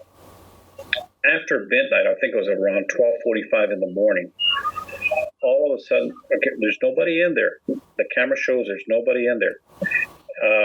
All of a sudden, the light on the table just flares up, you know, like it had received an extra jolt of energy from somewhere. I mean, and it's so bright that it illuminated the room. And then it died back down, and then eventually it just went out completely. Like something came in, gave it this big surge, and then it drained it. When we were reviewing the video on that, off in the corner behind a chair, and mind you, we had multiple people walking in there with camcorders, with different lights, infrared lights, normal lights, things like that. It was casting what we call normal shadows. You could see the shadow of the chair, you could see the shadow of a stove next to it. However, when this light flared up and it started dying down, you see this dark figure, almost like they're crouching behind the chair, like they're trying to hide. It's very distinct. So, did they use that energy from that light to manifest so then we see them? Yeah. Do you think now, in the age that we're in now, with all the electronics, do you think that's amplifying maybe some of the sightings? Or well, I think with the age of electronics that we have, I think, you know, mind you, when I first started in the 2000s, I mean, not very many people had cell phones at that time, right? And even then, the cell phone, picture qualities they sucked. Yeah. But nowadays, everybody's got cell phones, and on there they got audio recording, and on there they got video recording, and high resolution pictures, high def videos, things like that. So there's lots of opportunities now that people don't realize. And one of the things I post on our Facebook page is that I'll post examples of what other people have recorded, not realizing that they've recorded something unusual. And I'll always remind people, just because you record something, always go back and check it out, because you never know what you're going to record in there. The classic example I can give you is a picture I took in Concordia Cemetery in 2008. When I was working at AT&T, there were some people there who found out what I did. So they asked me to set up a private tour for them at Concordia Cemetery, which I did. And I was, showing them around. I was basically acting as a host. And we're walking down a gravel road there at Concordia Cemetery. And I have this new digital camera. So I'm snapping pictures. And I said, okay, I'm going to use a flash on this side, and and then on my right side, no flash. And my right side happened to be near some trees, right? So, just like what you mentioned earlier about some photographers, they take a picture and look at it. Well, that's what I did. I didn't see anything on there. So I just went on snapping pictures. When I got home, I was reviewing the pictures on a bigger screen. I had taken the SD card out and put it into a laptop, and I was looking at a bigger screen. And I got to this one particular picture, and I was getting ready to delete it because I really didn't see anything out of the ordinary. But it was my wife who pointed it out. She goes, wait a minute. She goes, zoom in on this one part, which I did. And when I took that picture, it was roughly around still after 7 in the evening, and it was still sunset outside, so because you could see the sun out there, and you could actually see from one side of the cemetery to the other. And in this photo, there appears to be a dark figure walking across a grave. But there was nobody there when I took that picture, because I guarantee you, if there was somebody there, you would have seen him, because there was still light enough for that. So I sent that picture out to a nationwide network of paranormal investigators for what we call peer review. In other words, I want to get their input on this. Am I imagining things there? Am I making things up? Am I reading too much into this picture? The majority of them came back and said, no, you have something there. But what they then said was totally took me by surprise. He said, but you missed another figure. I go, what? They said, the picture they sent me back, they had actually highlighted, there's not only that one dark figure that I took, but there's also another figure behind that first person. And that figure appears to be an outline of a woman wearing a long dress and a sun hat. Yeah. Wow. And here's the interesting thing. I wasn't aware at that time, but it appears that Concordia has had a long history of people seeing what they call a woman in white there. And they describe her the same way, wearing a long style dress and a sun hat. Wow. Is it resemblance of the time period of that of a specific time period? It's very possible. I mean, long dresses like that with sun hats were popular from the 1800s all the way up until probably early 1900s, like around 1910, 1920. The reason I asked that because Concordia Cemetery, Concordia Cemetery has been out of service, if you want to call it, for quite a while now, right? Do you know exactly when the last person that was buried there? Because no, I don't. It's been out of service for quite a while, though. No, people still get buried there. Really? Still an active cemetery. Is that so? I could have sworn that it had been out of service for a while, and that they just strictly have it for like tours and things of that nature. But that's news to me. Well, you do know they have a children's section, they have a pauper section. Yeah, they have the Buffalo Soldier section. I mean, they have just different parts of the cemetery. Mm-hmm. So it's like going through layers of history when you go into that cemetery. Isn't it just what the county? The county that's where they bury the people that were unclaimed, right? Well, not only that, but there's a cemetery on the northeast side. They do the same thing. Really? Oh wow! I was gonna ask you that, Ramito. If there was somebody that was that has passed, what exactly? I mean, this is probably not even a question for you, Anthony or Peter. Probably know this, but if someone has passed and they have no family or anything, do they usually cremate that person, or do they bury them, or what's the? Typically, from what I understand, is that they cremate them. Okay. But if you cremate them, they have a special repository for them, right, for the ashes. However, I've seen pauper cemetery here at Concordia, also in the Northeast, where they're buried. Yeah, it's like a mass bury, right? They put them in the same plot, I think. No, they're individual plots. Oh, are they? I'll give you an example. I went to a cemetery this past week with my wife to visit, visit her mom who's buried there and her father. And, as we're walking around, we saw placards, those metal markers that they put on there saying donated by such and such a person or donated by such and such an organization. That means that whoever was buried there, they had either no money or were unclaimed or a pauper. Wow. Oh. Yeah.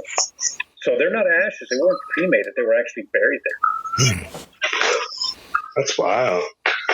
I was going to ask you a real quick question. I know I've heard of theories that aren't necessarily paranormal, but it's mainly that what people experience as far as hauntings or ghosts or anything like that is just a lapse in timelines. I'm a firm believer in parallel universes, multi-universe.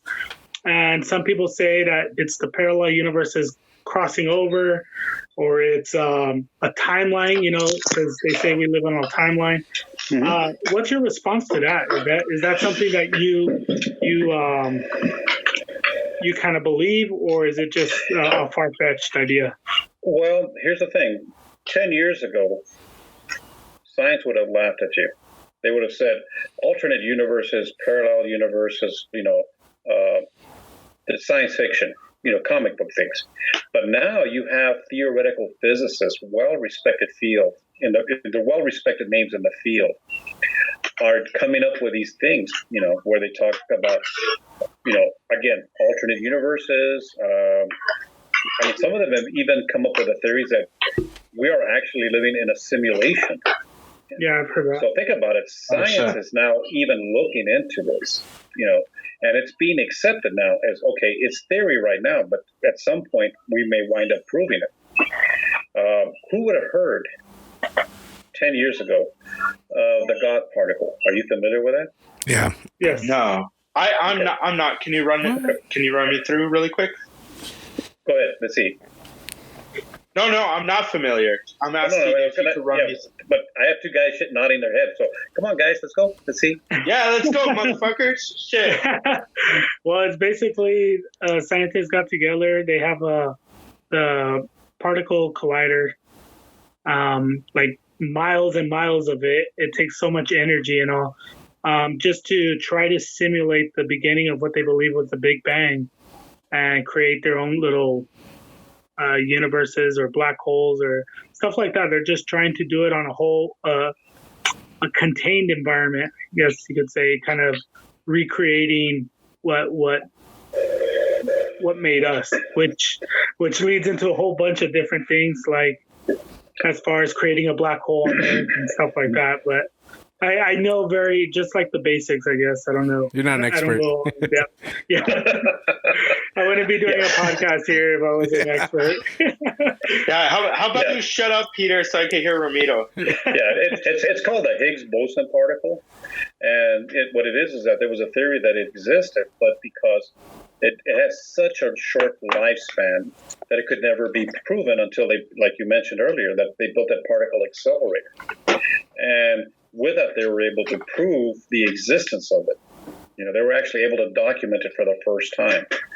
So that was 10 years ago. So now, the other thing I also tell people is that, the paranormal field covers quite a bit, whether it's UFOs, Bigfoot, cryptids, things like that. So what I tell people is that maybe there is something to UFOs because, theoretically speaking and mathematically speaking, we can't be the only people out here. And the other thing, what I tell people is that, you have, these TV shows and you have these online places, websites that say, that maybe the government's already captured some sort of UFO and we know about this. What I tell people is that there is a technological leap that occurred between 1960s and to where we are now. In the late 1960s, when Apollo 11 and Apollo 1, 2, 3, all the way up to the last Apollo went to the moon, the microchips that they used were, I think the digital watches probably had more processing power than those microchips did. So when the first computers came out, I don't know if you recall or not, I'm showing my age here, but they were these big monstrosities, the Ataris, the TRS-80s. Oregon Trail. Yeah. Floppy disk. The green screen with your donkey died and everything. I used to have to feed my computer a floppy disk to boot it up. Yeah. Okay? Yeah. Oh, yeah. That was elementary. Yeah. So mind you, that was back in 1970. No, I take that back. 80s. 1981. Yeah. When the Radio Shack TRS-80 first came out. That was considered cutting-edge technology. Yeah. Okay, so from 1981 to 2000, all of a sudden we went from that to digital watches to miniaturization of transistors to, all of a sudden, Walkmans, TVs, so forth and so on. And look now. We now have a cell phone that does audio recording that you have to carry a separate player. Google Dual. There you go. Google Dual, where Ramito's mic doesn't work for half an hour. Yeah. So think about it. In less than 20, so I'm talking about the 80s, so 20, in 40 years, how much technology has advanced? Yeah. And so, whereas before, it took hundreds of years or even decades, I should say, for the Industrial Revolution, how long did that take? That took quite a long time. Yeah, long time. So, we have all these constant changing technological advances, and also along with that, you have these theoretical, these respected scientists now looking at things that before would have been laughed at 10 years ago. Now it's totally different. So I wouldn't be surprised if next year or in the next month something totally new comes up and they're saying we have proof. It'll be like a filter We're just on Snapchat. It'll be a filter on Snapchat. You can see ghosts with it. right. Do you think we're in a loop? Like you die and then you're back in the same life and we're just constantly in a loop? Like relive life? Well, that's interesting because some people refer to that as reincarnation. And I think it's one of the Buddhist theories is that you'll continue to relive your life until you reach a certain stage. I think it's like a seventh stage, if I remember correctly. This is what I learned from the medium. And then once you hit that, then you can move on to what's called nirvana. So it's like a video game, like to the next level. Pretty much so. Because I was going to say, like, hey, Ramiro, we'll see you in another lifetime. We'll just replay this podcast in next lifetime. We'll get the mic issue from the get-go. We'll get it straight. Well, let me ask you, how many of y'all have ever had that feeling of deja vu? Oh, I get it all the time. Oh yeah, a lot. I got it like 4 times today. Okay. So there's a term known for that. It's actually a psychological term called synchronicity. Have you heard of that? Vaguely. Okay, so it was a term first brought up by Sigmund Freud, the forefather of modern psychiatry. And his thing is that synchronicity is a series of events that initially appear not to be related, but later on are found to be interconnected. And they can happen right away, or they can happen a year or two down the road. Okay? I mean, how many of you have been somewhere and you go, never been there before, but you walk in and you're like, hey, haven't I been here before? This place looks familiar. Mm-hmm. Yeah. Okay. So that could be synchronicity going on. Part of you somewhere along the way has a connection to that place. Mm-hmm. Mine occurred when I went to Deming. We were invited to investigate a Deming museum. And so as we're walking through the building, we're surveying the place before we do the investigation. And up on the second floor, if you ever go to the Deming Museum, up on the second floor, they have a display of a old telephone operator switchboard. And they have a mannequin sitting there. And as I'm walking to the mannequin, I had this instant picture in my head of the mannequin turning and looking at me. Okay. And I was like, okay. But nobody else saw it, so I just thought, okay, it's just my imagination, overactive imagination, right? Okay, great. A year later, we get invited to a museum up in New Mexico, up in the northern part of New Mexico on the Oklahoma border. And we got there, and it's like 600 miles away. And as soon as we walked in, I said, you know what, we're running late. We have to go meet the director, so let's go up there, and then we'll come back down and unload. But as soon as I walked in the main doors, something drew my attention to the left. It was a very strong sensation. I don't know what it was because I couldn't see, because you can see to a certain point, and then it goes downstairs, right? So I said, okay, you know what, let's just unload. But every time I walked through those doors, my attention got drawn over there. So as soon as we finished unloading, I said, you know what? I don't know what the hell's down there, but let me go find out. As soon as I hit the bottom of the stairs, I knew right away, and I have pictures of this too, right away what it was that drew my attention. Because as soon as I hit the bottom of the stairs, the first thing I see is a switchboard with a mannequin in front of it. Oh, what the fuck? Synchronicity. What the hell? Why is that normal? Why would a mannequin be in front of a switchboard? I mean, is that something they just did as a gag, or? No, actually, it's like showing them working, no? I don't know. Yeah, because it's a museum. I got you. Yeah, it's a museum. I got you. Okay. I was like, holy shit, that's really crazy. Yeah. Okay. But this particular mannequin at that other museum and that one that was 600 miles away, it was the original switchboard, because they had an operator back in I think it was 1910. They had a flood that went through there, and she got killed manning the switchboard because she was warning the residents of the area. She stuck by her post until she was killed by the flood. Oh shoot!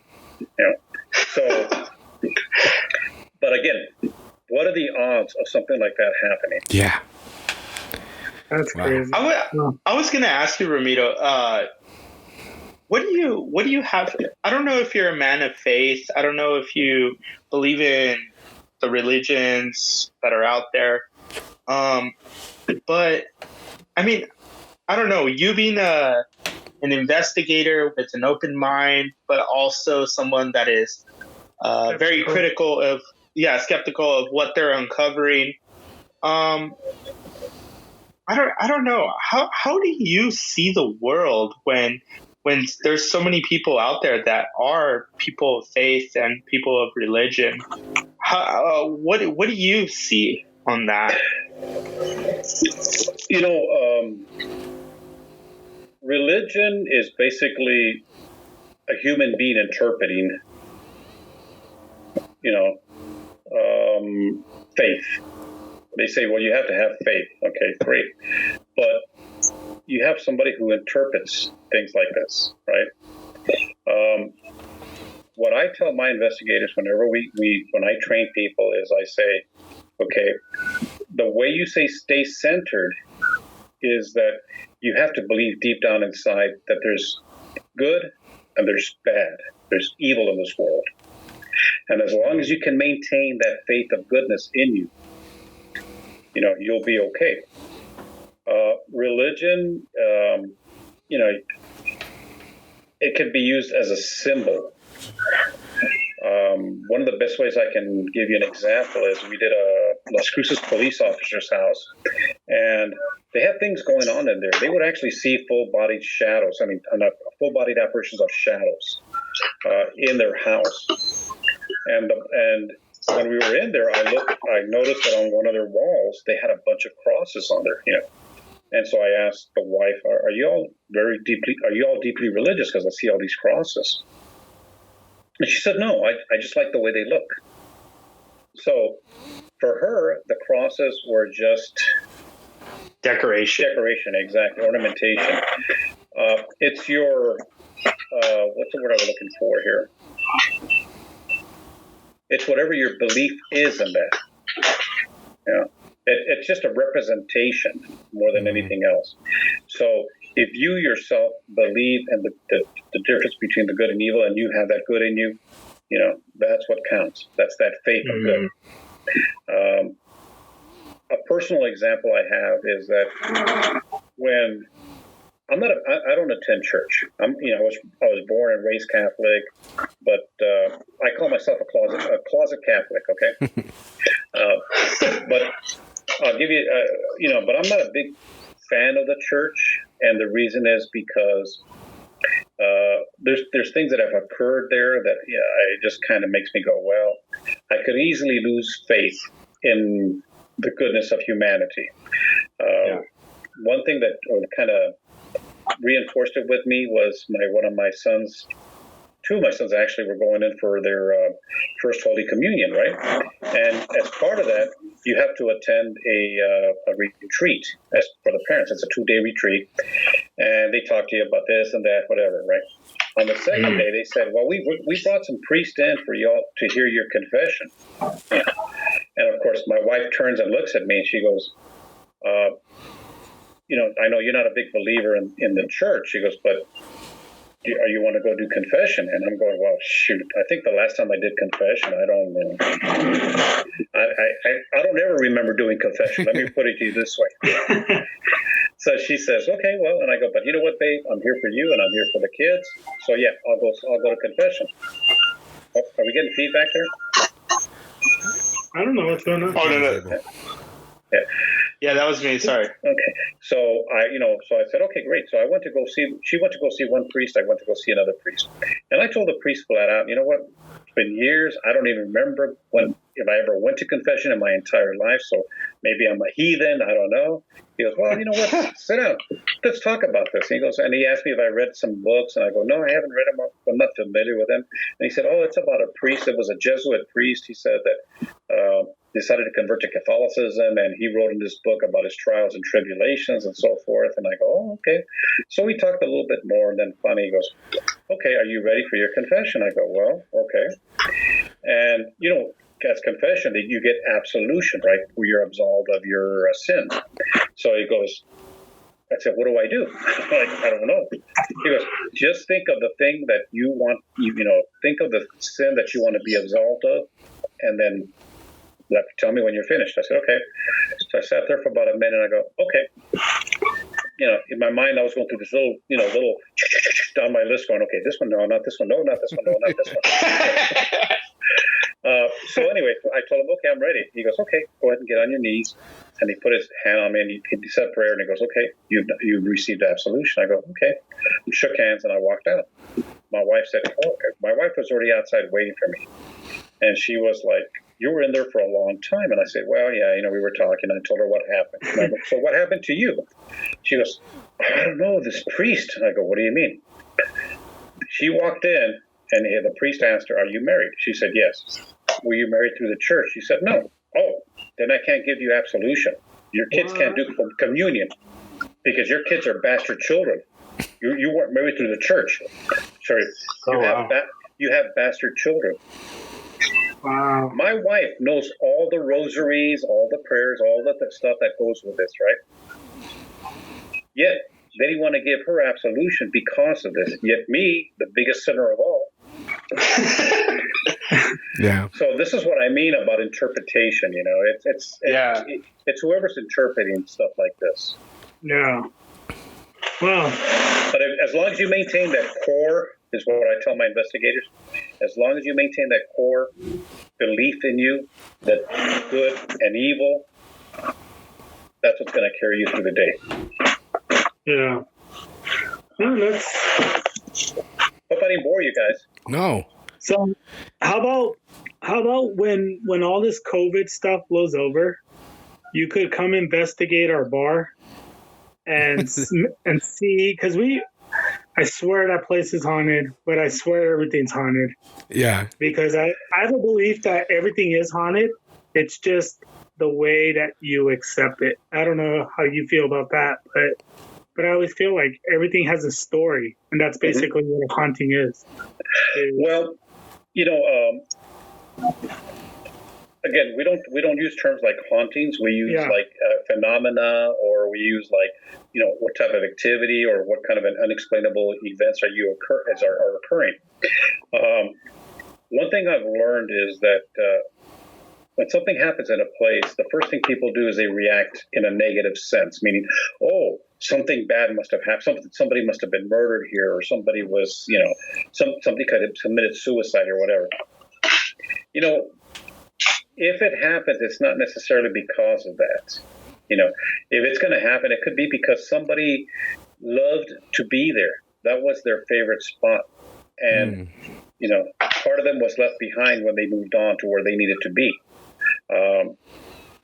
Or it could be that somebody was invested a lot of time and effort into this place, and that's what they remember as their happiest moments. So it's not necessarily something right away that people think of as being negative. It's just maybe part of them, want to be recognized before they can move on. No. And getting back to that business we were talking about earlier about Executive Boulevard, remember that Executive Center, that building that you were saying next to the cemetery? When we went in there, the owner was telling us, there was a lot of things going on. It was very active, things like that. So after we did our investigation, we reviewed the results, came back to him and said, okay, this is what we found. We have no explanation for it. Okay, great. Everything was hunky-dory. 2 weeks later, he calls me. Wants to know what the hell we did. And I go, what are you talking about? He goes, yeah, I want to know what the hell did you do with my ghosts? We didn't do anything. What are you talking about? He goes, he says, now I walk into the place. He goes, I don't feel them at all. It's totally different. And I go, well, it's a real simple explanation, I told him. We walked in there and we gave them the opportunity to give us their side of the story.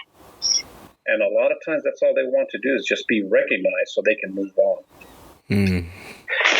Hey, Ramiro, I was going to ask you, was there ever a time that you've been doing this for 20 years? Was there ever a time that you felt like, okay, I think I've had enough of this, because you feared of bringing something back to your home, jeopardizing, what could potentially happen with your wife or your kids or any kind of loved one? Was there ever a time that you're just like, nah, I think I'm done with this? It's a good question. Even after I had that attachment follow me home and I got rid of it eventually, I still continued to investigate. I think there was one place that I think there was one incident where I investigated with another team. And again, mind you, this is what we talked about earlier about, you have to be prepared. You have to be trained. You have to be, you have to have a mentor to show you, the rope, so to speak. This team, they just kind of came together and they wanted me to go investigate with them. And I did. I did a couple of investigations with them, but then I stopped because I was like, you know what? If I continue investigating with these people, I'm just going to have to stop doing this altogether, because they tended to provoke, and a couple of their team members were married. They were married to each other. And inevitably, after I think like second or third investigation, they would call me and they would say, you know what? I'm starting to see shadows in my house, or I'm starting to see things happening in my house. What it was is that they were, because of the actions that they were doing, they were, provoking, antagonizing, or, just bringing stuff home with them because of their actions. Yeah, and at that point I go, well, either I stop investigating with them, because there's that possibility that I, could be collateral damage as well in my family. But then once I stopped investigating with them and, kind of, okay, enough was enough, I haven't had any second thoughts after that. Sheesh. That's crazy. I've never seen anything myself, and I sometimes I'm jealous because I haven't seen anything, but at the same time I'm terrified that something might follow me. So I'm like, I don't know if it's a good thing or a bad thing. I've never seen anything. You know what? I've never seen anything at all myself. I mean, I told you about the negative energy, but I couldn't see it. I could feel it. But I've never seen anything at all. Yet our video equipment has recorded things. Yourself don't see it. Before we let you go, because I know it's getting late, I just want to share a story, and I've shared it with the guys, and they think I'm full of shit. Even my mom thinks I'm full of shit. But there's a house full of shit. In the neighborhood we used to grow up in. After I got out of the military, I used to work, late, and my ex-wife used to go to work, and I would stay home, right? So I don't do it, Peter. Yeah, I'm gonna tell him. Don't do it, Peter. I woke up at 10 in the morning, and I was hungry, so there was leftover. It was a big house, so I went to get spaghetti from the fridge, heated it up, put it up. I was watching Family Guy. Remember? I sat on the couch. I was eating my spaghetti, put it down. I didn't even finish it. I laid back down, fell asleep. I wake up like 10, 20 minutes later, I just kind of dozed off, and my spaghetti was gone. And I was like, what the heck? So where's my spaghetti? I started looking for it. And then I started kind of getting panicky because I know I was eating spaghetti. It was gone. And I even checked the restroom, everything, I call my ex-wife. She's like, dude, you're crazy, whatever. That's why she's my ex now. But not really. And then I call my mom, and I'm like, dude, I was eating spaghetti. It's gone. And she's like, you're crazy. You need to sleep, whatever. Go back to sleep on the couch. Like, my spaghetti's gone. I kind of doze off again. Wake up, and my spaghetti's right on the coffee table. Swear to you. And so then I'm like, what the hell? So I call my mom. I'm like, hey, I found the spaghetti. She's like, it was in front of you the whole time. Whatever. Everybody says I'm crazy. My Nina was selling me the house. It was a big house, everything. Right across the street from Anthony's house. Yeah. And she tells me, he's playing with you. Like, I had just told her, Or actually, I didn't even tell her. I had just was talking to her, and she was like, what happened, mijo? And my stepdaughter was like, tell her. And I was like, so I tell her the story, and she's like, he's playing with you. And I'm like, what? And she's like, her son had died of leukemia, like when he was 10 years old, right? Yeah, 9-10 years old. And you would hear, I swear, you would hear like running steps on upstairs when nobody was up there. But it wasn't scary. It wasn't anything that you felt weird. It was just, it was odd, but it wasn't like scary. Mm-hmm. And so when she told me that, she was like, he's just playing with you. He'll do that. He'll hide things from you. Nobody believed me except my Nina. And she's the one that lived in that house the longest, obviously, up until they were selling it to me when I was moving in. And I don't know, like, would you investigate something like that? Like, sure.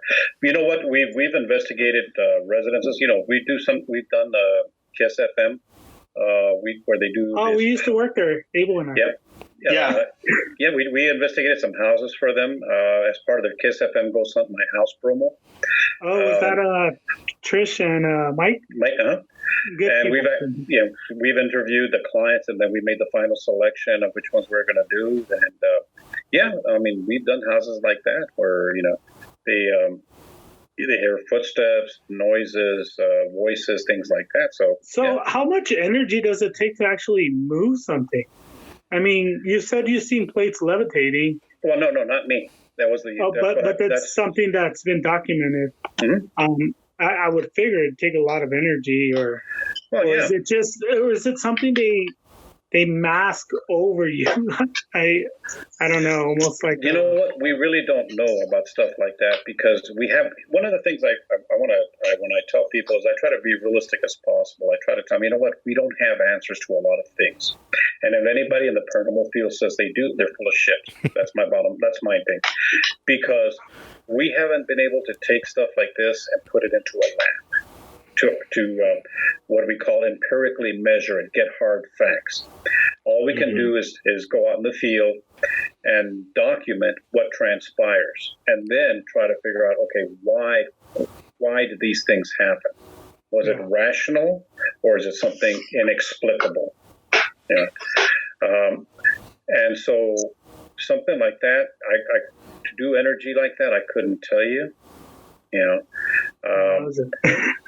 But if they're doing that, that means that they're able to focus in on whatever they're doing to be able to, touch something physical in our world. I tell you, everybody thinks I'm crazy for telling that story. But you know what? I'll be. What if I was to tell you if that first responders often have? Let me back up. First responders tend to have numerous encounters, but they don't talk about it. Yeah. I actually believe this. They're the first, usually the first ones there when somebody's dead. Yeah, that makes a lot. That makes a lot of sense, because I believe that could potentially happen. Like Anthony says, they are the first ones there when someone may be passing, and I mean they're first responders. It's in their name. But I remember my dad telling me that my uncle, he was a firefighter, and he would, just like a soldier suffers from PTSD because of all the shit that they see. I kind of have a feeling that first responders, paramedics, firefighters, police officers, doctors, they must suffer from PTSD as well, because they do see those people passing away, and those people, like I was thinking about this the other day, how they were a few months ago, I should say, how they say that these people that are passing away due to COVID-19, they're usually passing away by themselves because their loved ones aren't allowed in the room with them because it is a pandemic. They don't want the spread, blah, blah, blah, blah, blah. But so those people that are passing away, the last people they see are those nurses, those doctors, those, for the last couple of weeks, that might be the only person they see in the last couple of weeks of their. Yeah. It's pretty crazy. Like I do, even though there's a part of me that I'm like, I don't entirely believe this whole paranormal world, but there is a part of me that kind of can, link it together where I guess that makes a lot of sense, Well, if you stop and think about it, because of the pandemic that we're in right now, typically before pre-pandemic, if you had somebody wasn't going to make it, their family, chances are, would be there. The family provides the emotional support. Mm-hmm. Okay, and the nurses are just there, or the medical staff are just there to treat the symptom. But now, first responders are being put in a totally different role. Besides being the caregivers, they're now the emotional support as well. So a lot of them are feeling that emotional support. They're feeling that emotions that are going through there, because it's human nature. They're going to feel sorry for somebody who doesn't have anybody there. But when you get hundreds of people like that, it gets to you. Doctors are trained to detach, from a patient. Be clinical about this, and then same thing with nurses. But again, the emotional support system is not there anymore. So now they become the emotional support on that. So they're taking it more personal now as a result. And yeah, I wouldn't doubt it if once everything is over, you're going to have a lot of people with a lot of emotional issues as a result, PTSD from this. But on the flip side, in the paranormal field, think about this. The question is that because of all this stuff that's been going around and the amount of people that have passed away, has that created something else out there? Is the level of paranormal activity going to start to increase as a result? There's some indications that maybe yes. What do you mean by that? Can you explain that more? Yeah, in other words, activity, what people would consider hauntings or ghosts or whatever, we call them energies, phenomena, events. Stuff like that starts increasing. I'll give you an example. I was sent a picture by a teacher who shall remain anonymous.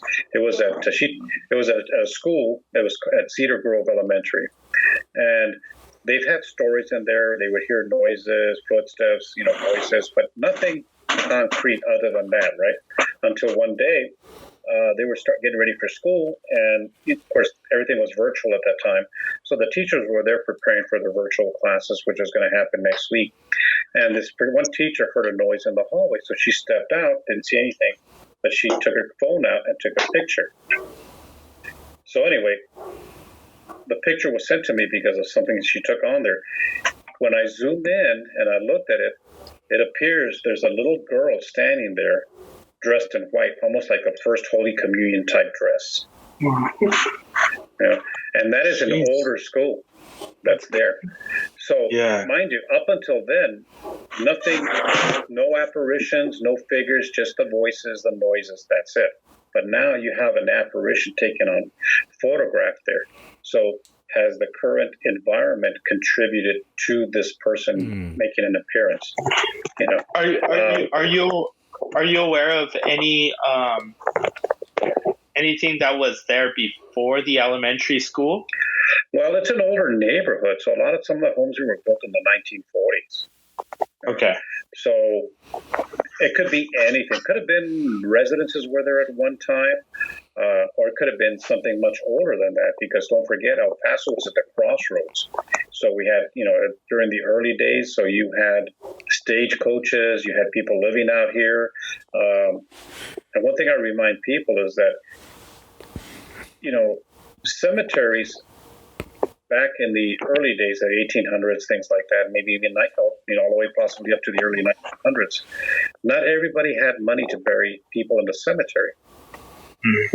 So oftentimes what they would do is they would have a viewing at home, and the wake and the funeral were held at the house, and eventually they would be, if they had the money, they would have the body taken to the cemetery and buried. But for those people who didn't have that kind of money, where would they bury them?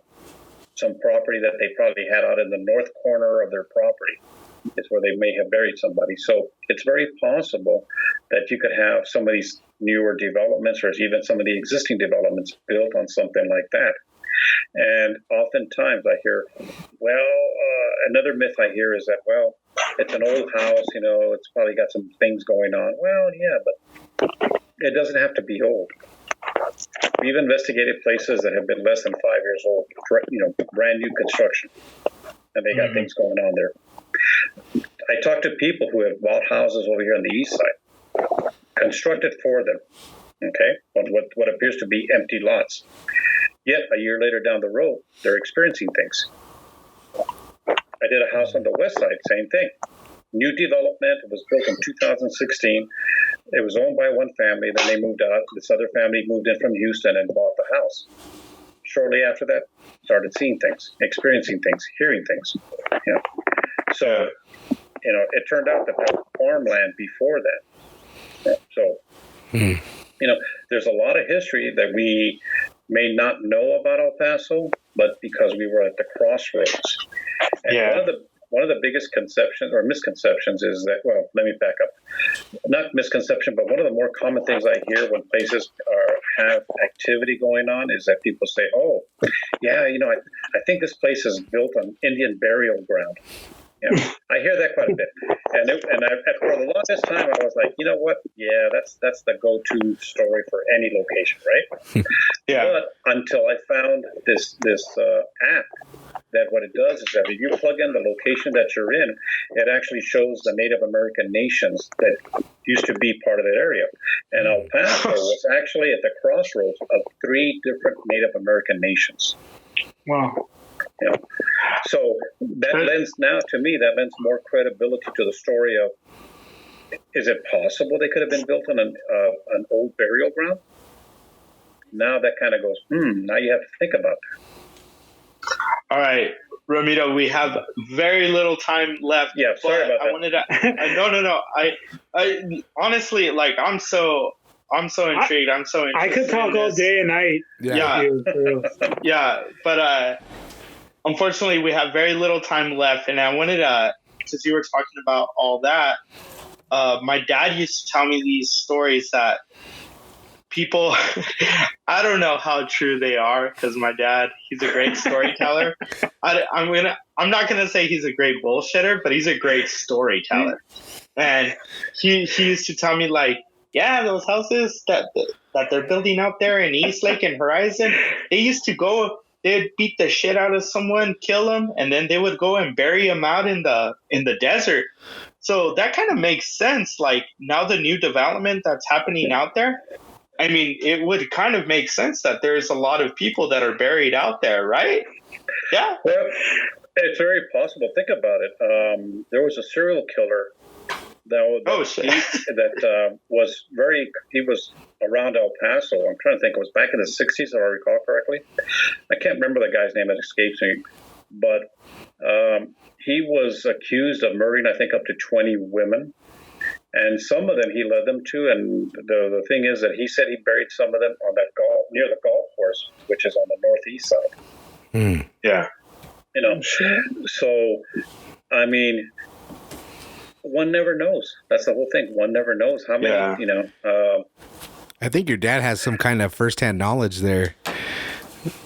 A little specific on where they were.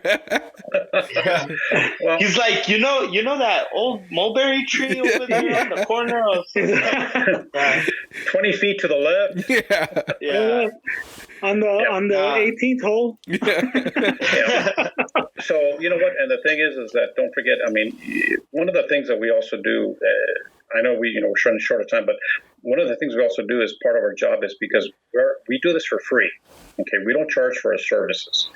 But at the same time, when we go to a place, if it's a business location, like we do EPCC, we've investigated that place multiple times, right? Or wherever we go, we look into the history of the location, and what we try to do is we try to raise the awareness of the historical background, and make people aware, oh, did you know this happened here? Did you know this was tied into something else, and so forth and so on, so that people know that everything gets interconnected ultimately. Yeah. And the classic example I use is, how many of you guys driven on I-10 and see Deming? Right? Mm-hmm. When you see the signs for Deming, what's your first thought? That's a shithole. Yeah. Do I stop here and do put gas? Put gas. McDonald's, and let's hit the road. But here's the thing. Deming has a museum there that's awesome. Okay. They also have an old historical building right across the street called the Customs House. Yet they both have dark histories. The courthouse right down the road, we were allowed to investigate the entire courthouse and jail next to it. Did you know that when Pancho Villa came across in Columbus, New Mexico, right, and he attacked back then, they actually captured something like 20 people from Pancho Villa's side. They called them Villistas. 6 of them were hung there in Deming. Wow. Okay, but they were hung less than a block away from the museum. But the historical significance of this is that because they were so afraid that Pancho Villa was going to come back and try to rescue his men, they activated a whole army battalion to patrol the streets over there in Deming. The president, there was so much emotional contact that was going on, because half the people were saying, "Oh yeah, we got to kill them all, blah blah blah, get revenge." The other half of the people in Deming were going, "No, we're rushing into this. We may execute some innocent men." Even the president of the United States sent a letter to the judge in Deming saying, "You know what? Maybe we need to hold back on this. Let's let some cooler heads prevail." So, people don't realize that, Deming was at the epicenter back then of a lot of stuff. Wow. But you never think about that, right? Yeah. Yeah, no, that's crazy, man. We definitely got to get you back on, Ramiro, and you got to come visit our studio. I'm telling you. Our studio is awesome. And you could leave a recorder, and we'll hear the background voices of whoever's there haunting us, or we'll just have a good time. Yeah. Well, one of the things I started off with audio recorders, which is great. But here's the problem: you don't have context when you're doing audio recorders, because you can record a noise, but you don't know what happened. You don't have indications. So that's why we lean more toward video equipment now. And one of the things is, because you kept saying you were a skeptic, right? You were like, I really don't believe in this kind of stuff, right? It's like, bullshit, right? Well, that's Abel. Abel doesn't believe in anything. Well, no, and that's perfectly fine, because one of the things I tell people is that it's up to you. All I can do is show you what we've documented, and it's up to you to either take it or not. Believe in it or not. But I tell people that no matter how, if you're presenting this type of evidence to a skeptic, no matter how much evidence or how much convincing footage you may have or audio. Oh, hold on. Let me let the skeptic. How's it go? I know. Look at. He leaves. He's the most rude person I've ever met in my life. He's my brother, right? No, I didn't know that. He's my brother. I've been putting up with him. I'm listening. 32 years, or how old are you? I've been listening this whole time. You know what's funny, Ramiro? I don't know if you know. I have my earbuds in. I can hear Ramiro. God damn, Ramiro, let me tell you. Anthony, Abel, and I are like brothers. Anthony, we all grew up in the same neighborhood. And that's the whole reason we started this podcast, was about, just talking about our childhood and just reminiscing, but also attacking the topics that are there. And it was also with Pat. Like, Pat was always there for us. He's a youngin'. He's living his life. He's starting his life, and we're the old men here. But you guys are youngsters, right? Well, thank you. I don't feel that anymore, but yeah, thank you. It's all good, but like it was just fun to be able to get something going with our childhood friends, and living. Right.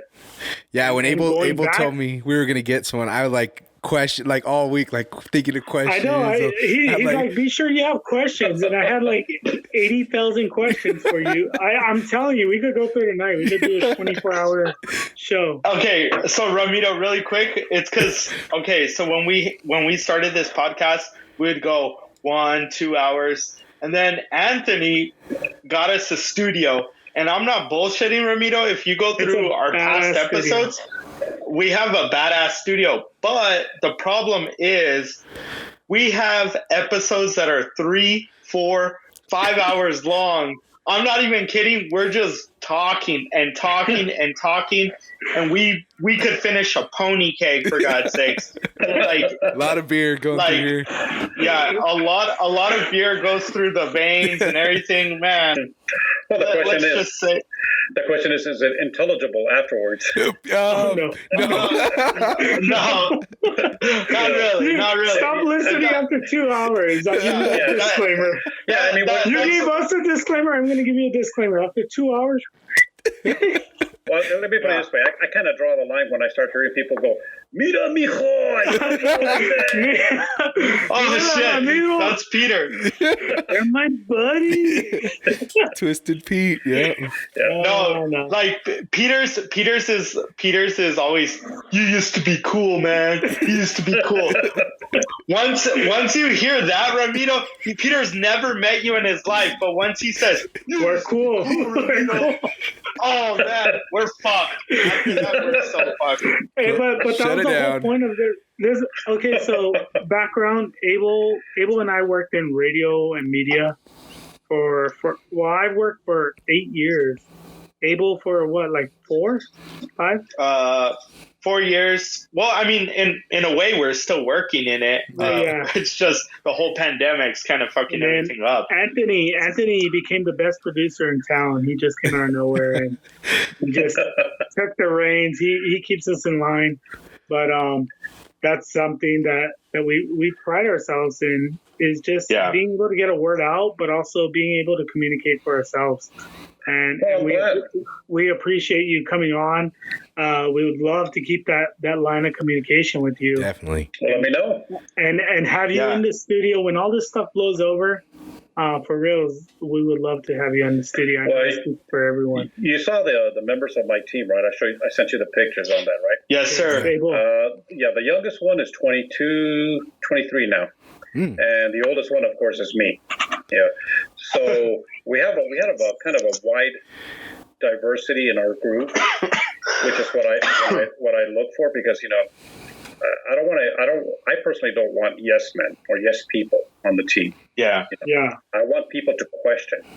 And that's the whole purpose of this. So it would be great if you could meet the rest of the team, because some of them are hilarious and some of them are more down to earth, serious. Well, we like to get the true, the unfiltered version of people. Yeah. And that's one thing that I mean, like I said, we would love to have you back on. We'd love to have your team on. And then maybe down the line, once all this stuff blows over, do some stuff together. Oh, that'd be great. That would be great. One of the things I want to do, leave you here before we call it a night, is that going back to we were talking about skeptics, right? Yes, sir. And, I can respect that, because, I was a skeptic for a long time as well.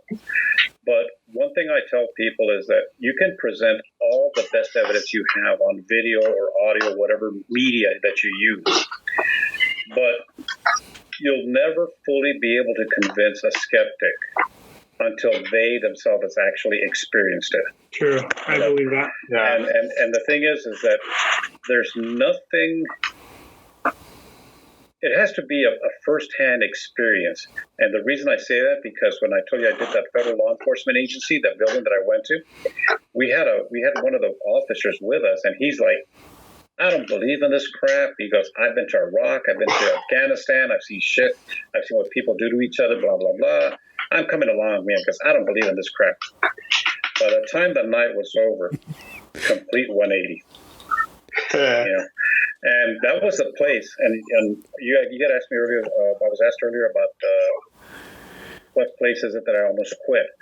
I would have to say that one right there ranked right up in there, because at the end of the investigation, and mind you, I've been doing this for 20 years, that has been the only place that I've ever had to use holy water after an investigation to ensure nothing to follow us home. Yeah. Wow. That's how bad this place was. So so unless you've actually experienced this,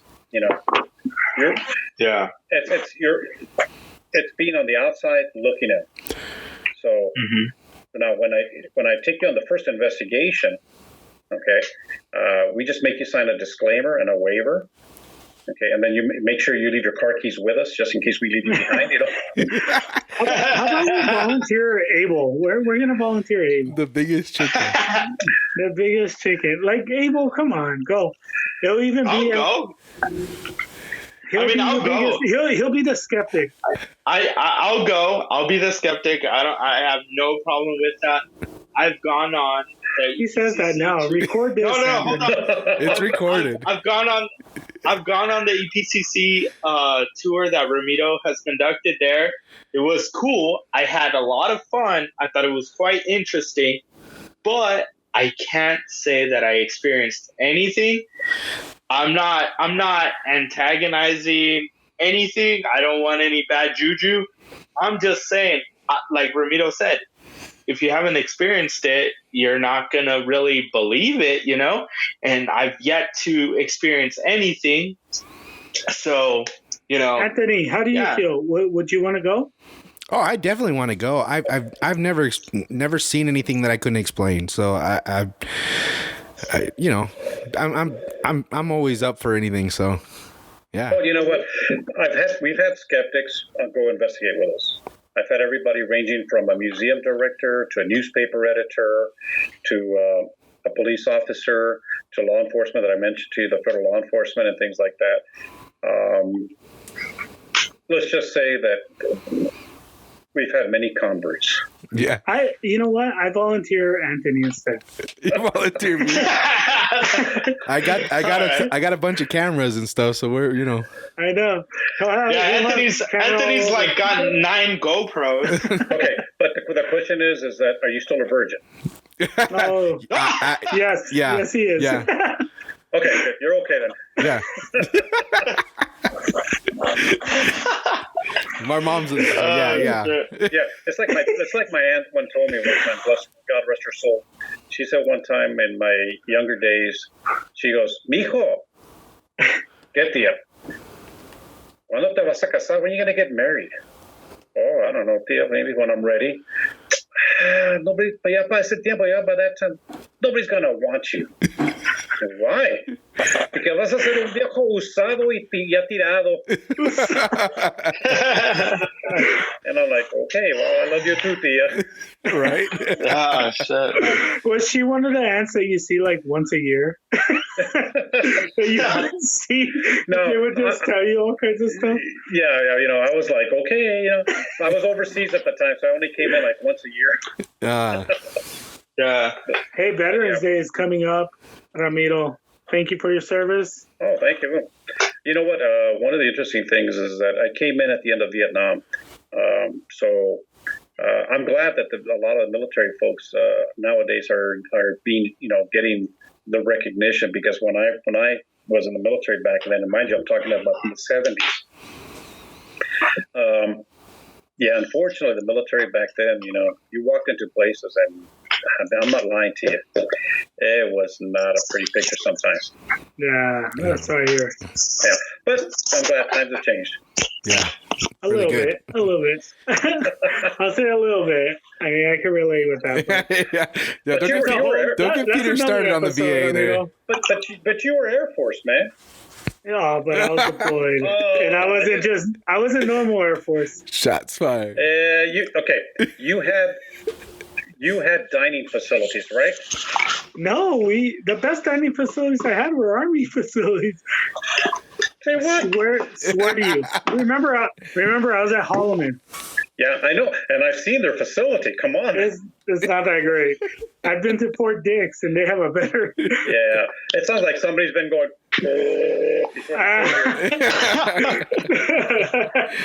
Oh man, I love it. All right. I love it. All right. Listen, thank you guys for having me on. I really appreciate it. No, yeah. All right, so Ramiro, before we let you go, is there anything that you want to plug or say social media? Well, we have a Facebook page that you can go to watch the investigations of some of the places we've done. However, because of the pandemic, we haven't had an opportunity to go. I think the last investigation we did was EPCC's and EPCC College, Rio Grande, in March of this year.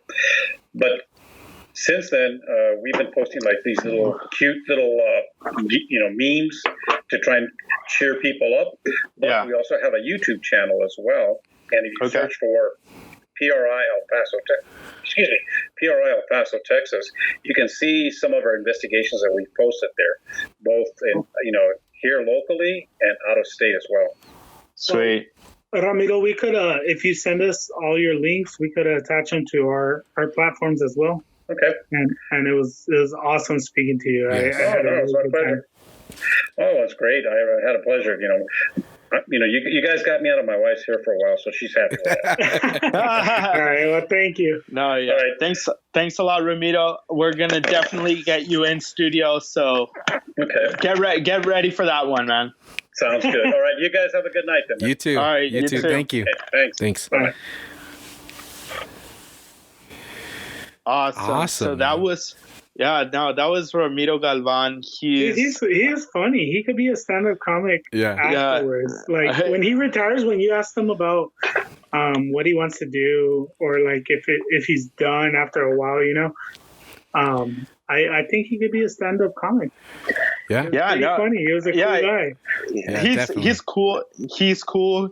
He's very interesting. He has a lot of knowledge. He tends to, be very descriptive with the stuff that he's uncovered, and it's just unfortunate that we couldn't have had him in studio. I think this is an episode that could have potentially challenged like the Danny Cruz, the Mondo, the Uncle Mondo in studio. Like those were the good episodes, and I just really want Ramiro in studio because I feel that it could be something really awesome, because we have a lot of things that we didn't even touch tonight. You know what's funny, Abel, is I literally had like 25 questions for him. Yeah, and I know Anthony did too. Yeah. Anthony was like ready to pop them off.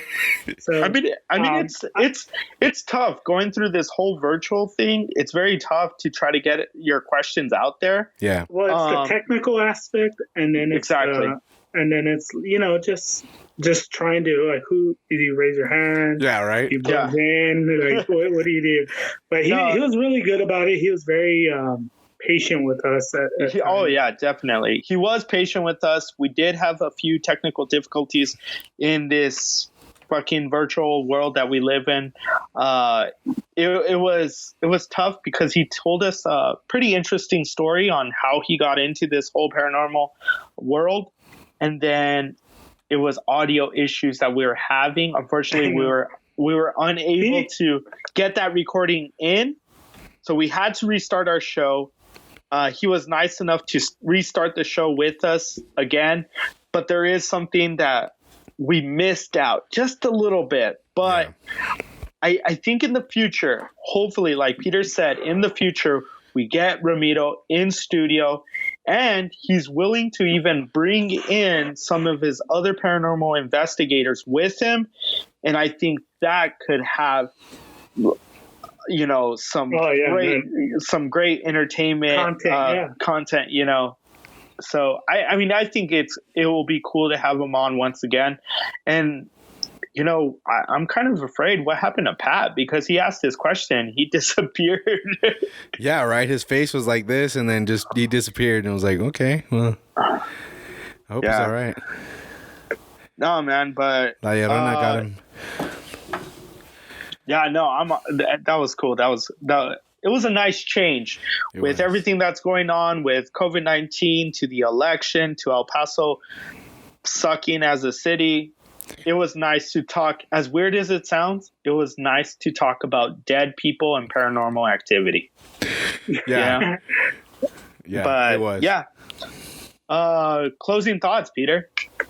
Well, I know we're kind of limited on time, but I kind of just wanted to say, I wanted to bring up the presidential election and our fantasy football real quick, because I know we're like time-packed galore. Oh, okay. Okay.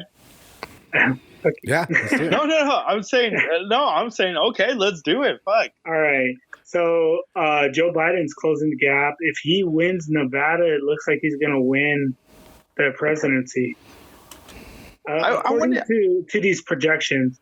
I wanted to ask you guys something, because do you guys find it odd that Fox News called Arizona for Joe Biden, which Fox News is in the president's favor? They called Arizona yesterday. Mm-hmm.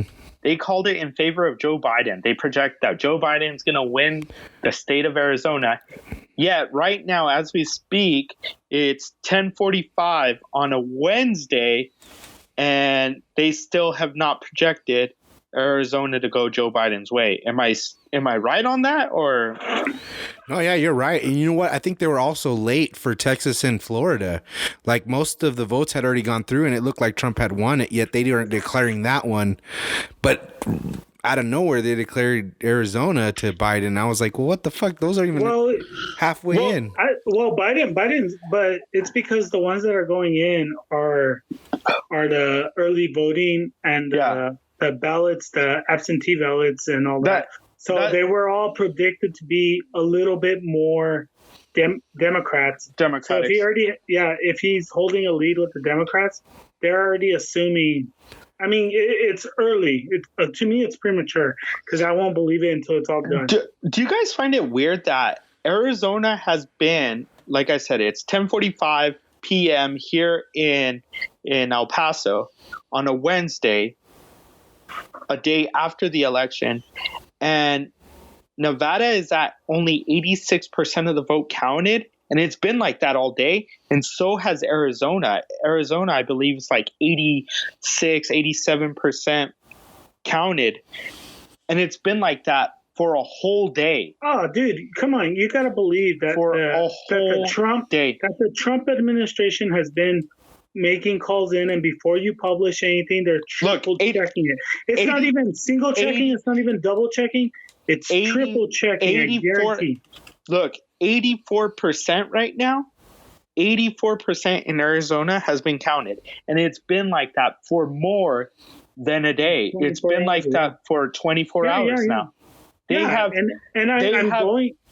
have stopped counting altogether. They keep on showing that they're in Arizona counting, but it's like the percentage has not moved at all. Mm-hmm. Well, it's because I strongly believe that calls have been made from everywhere. I mean, and it's just like, hey, let's get this right. You're under spotlight, and before they publish results, they want to make sure they triple count it. Like, even if it's fucking 10 votes, 5 votes, whatever difference, they want to make sure that they got the exact number, because there's a lot of scrutiny to be passed around.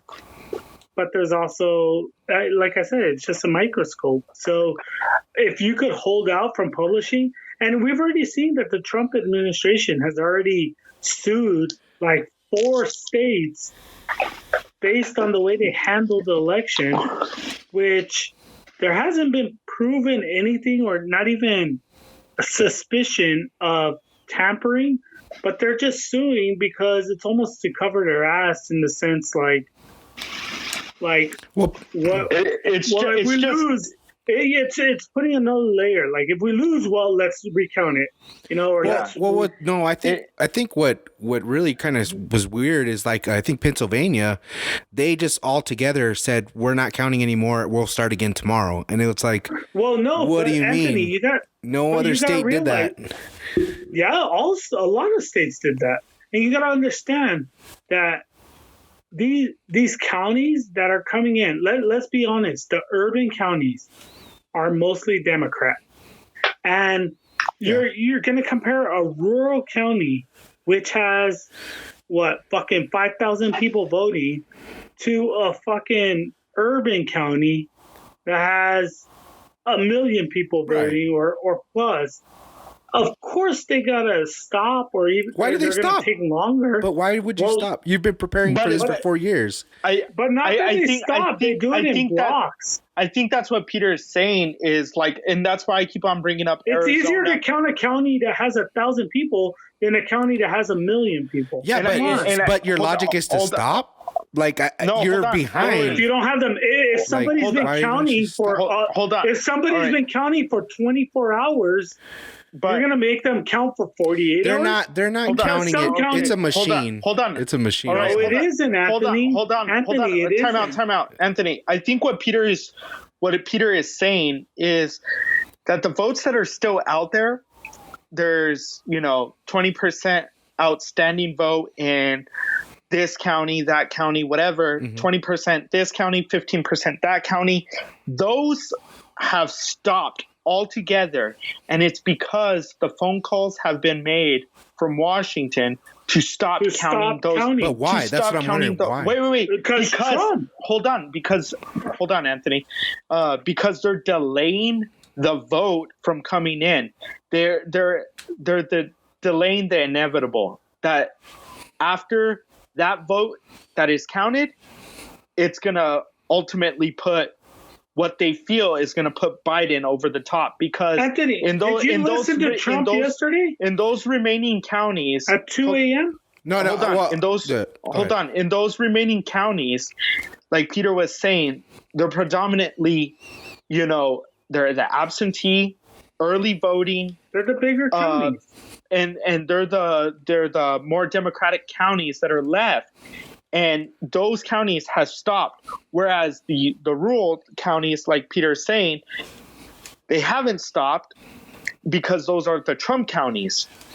And like I've brought up, Arizona, Nevada, Pennsylvania have been stuck at 84%, 86%, 89% for almost a whole day now, because they do not want to count those votes anymore.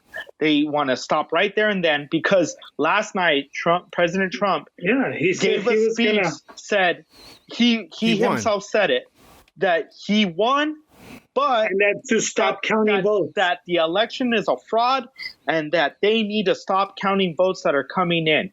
Which it's not votes that are coming in. These votes that are coming in were cast 2 weeks ago, 3 weeks ago. Abel, let me piggyback off this.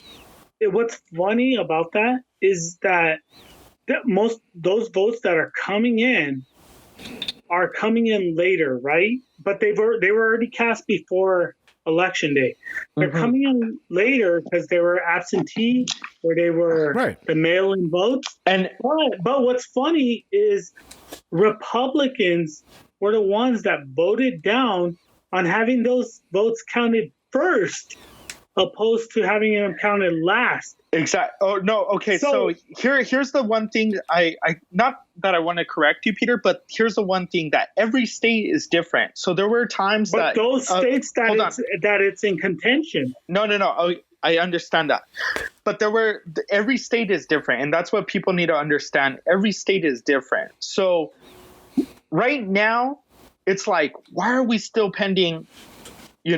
Pennsylvania, Arizona, Nevada. Why is that still pending? Why is that still pending? Whereas Virginia came out very quickly. And it's because, for example, Virginia counted the absentee, the mail-in ballots first. A week before, yeah. They counted those first. So ultimately, when the polls closed that day, they already had more than 60% of the vote in, and then it had a result already coming in, and right now with Pennsylvania, they have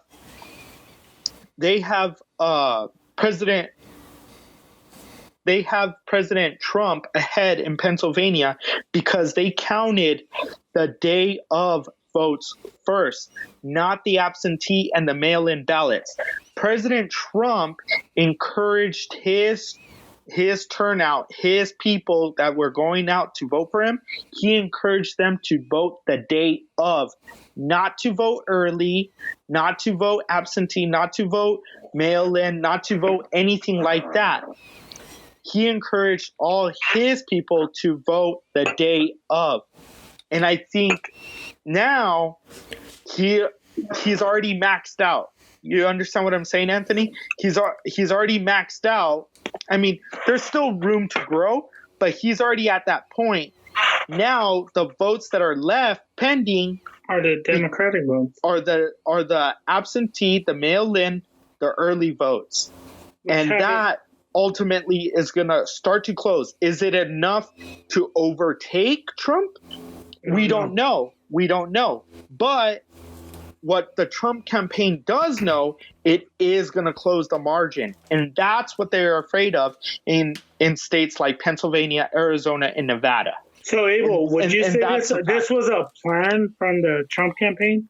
Like, they advised... Can I stop you right there real quick, though? Now, correct me if I'm wrong, but wasn't Biden leading in Pennsylvania and Arizona when they closed the polls? No. He was okay. So hold on. I thought last night when they said when they stopped counting Biden was ahead. Hold on, Peter. Hold on. Because those were the early votes, right? Hold on. Okay, so Pennsylvania, he was losing big time. He was losing by more than 600,000 votes. Maybe it wasn't. Maybe it wasn't Pennsylvania. Maybe it was Arizona.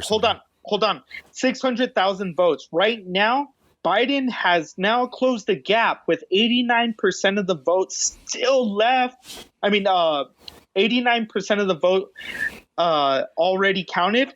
So that means 11% is still out there. Joe Biden has closed the gap from 660,000 all the way down to 100 and something thousand with, 10% of the vote counted since yesterday. Does that make sense what I'm saying? Mm-hmm. So he's already made up 400 plus thousand votes. Do you understand what I'm saying, Anthony? No, I do, but I'm just saying. And that's why they're holding it. I'll get to Nevada and Arizona. So Arizona, what is left in Arizona, because they've been showing the maps in the counties that are left. In Arizona, what is left is Maricopa County. Okay? Maricopa County, Biden is outperforming Trump right now. And the votes that are left are the absentee, early, and mail-in ballots. That's what's left. So that's why they're saying, even though it has tightened up a little, they're saying the votes that are left, outstanding votes, may be in favor of Joe Biden. It's all assumption, right? Yeah, I know, but that's what I'm saying. How could it be Trump that told him to stop counting if Biden was ahead?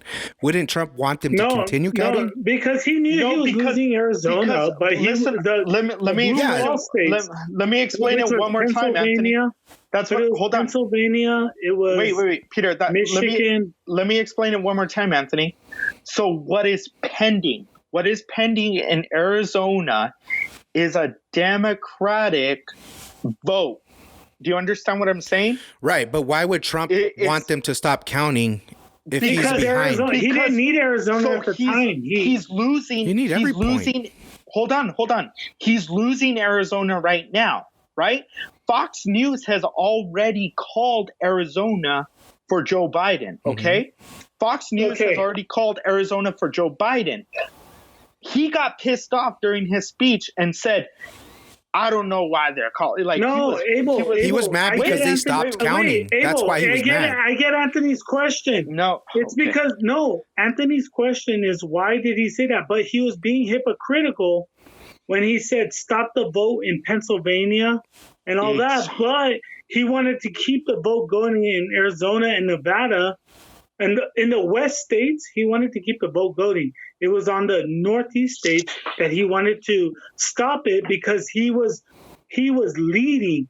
But the absentee and the early voting that hadn't been counted was gonna be mostly Democrat, and that's been prediction.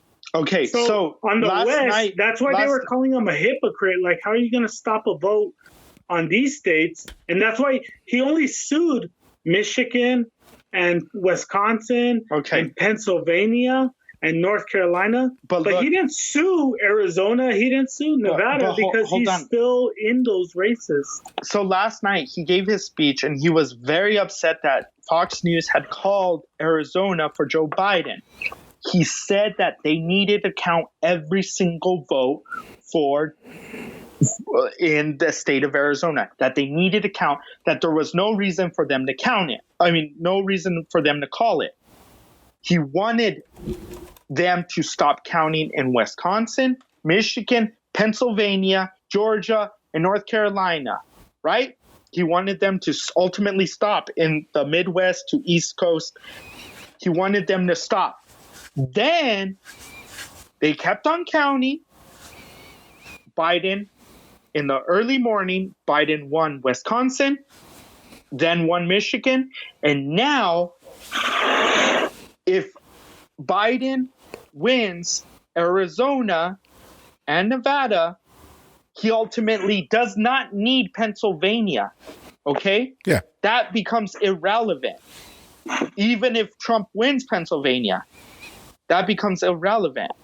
So with his remarks yesterday by saying they need to count every single vote in Arizona.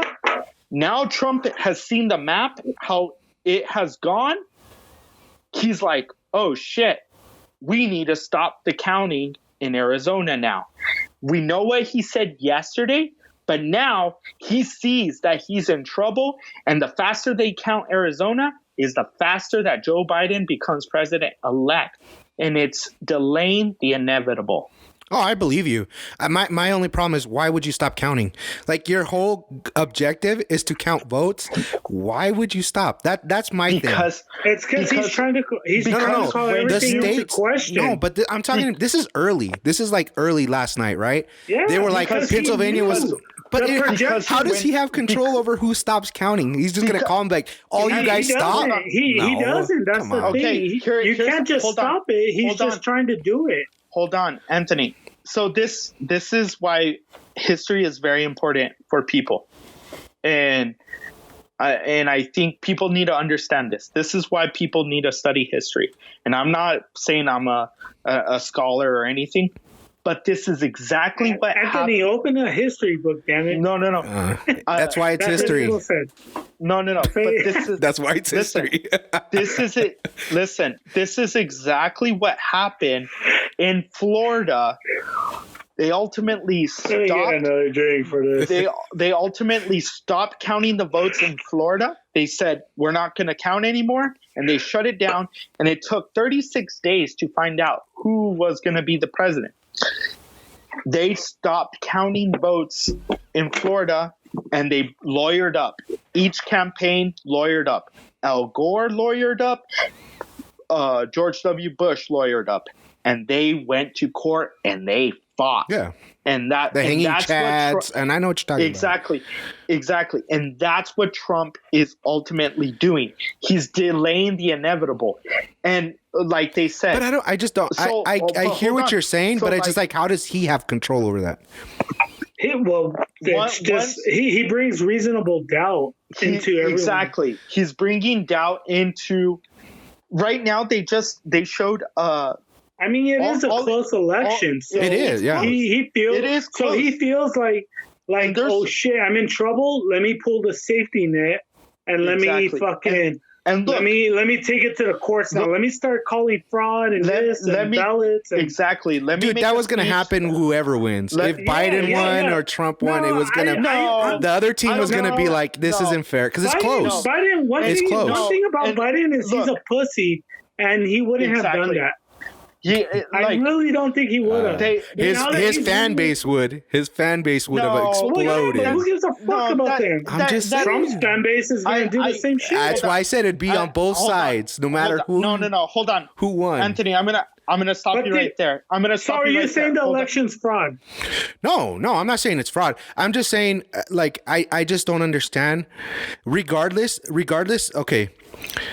My thing is, if you were gonna lose and you're wait. If you were gonna lose and you're a bitch, like Trump mentality, because he's a bitch, dude.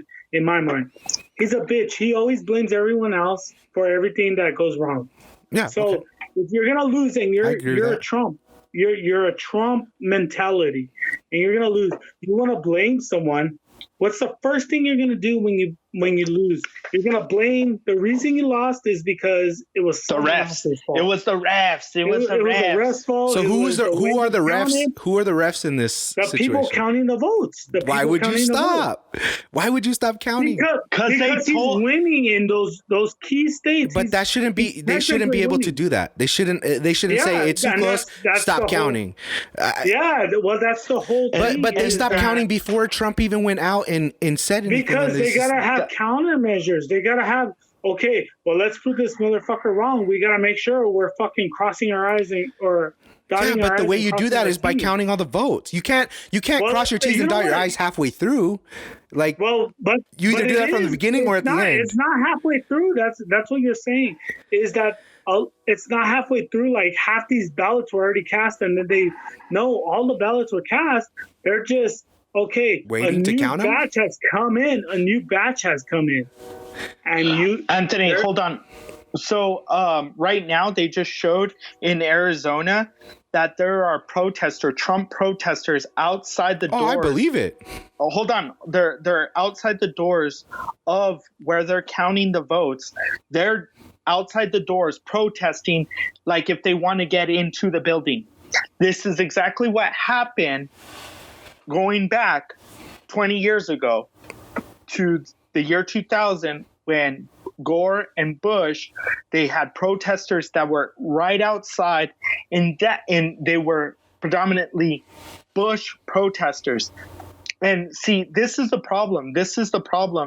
You're saying that if it was to be, the shoe was on the other foot in terms of the Biden campaign, this would be going on as well. And I do not believe that for 1 second.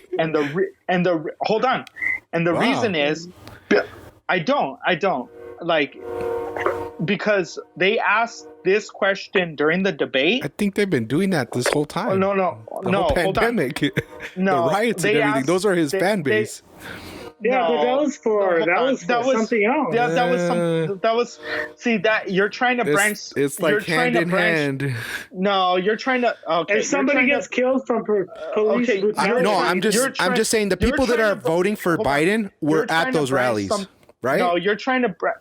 Black Lives. You're not going to have a Trump person at a Black Lives Matter, right? Hold on. Not necessarily, Anthony. Not necessarily. Because you heard it from Tony Cure himself. He was saying that a lot of people that were out there at the protests, that were out there in the streets, were not in favor of Joe Biden because they did not favor Kamala Harris because how she had treated the blacks in the state of California, and they were not in favor of Joe Biden. They were not in favor of Joe Biden going back to the early 90s because of all the things that he had voted for that incarcerated so many black people. So you can't bring up those points and then say, oh, well, those are the same voters, because there's a lot of voters out there that did not vote for Joe Biden, and they chose to vote for Donald Trump that are black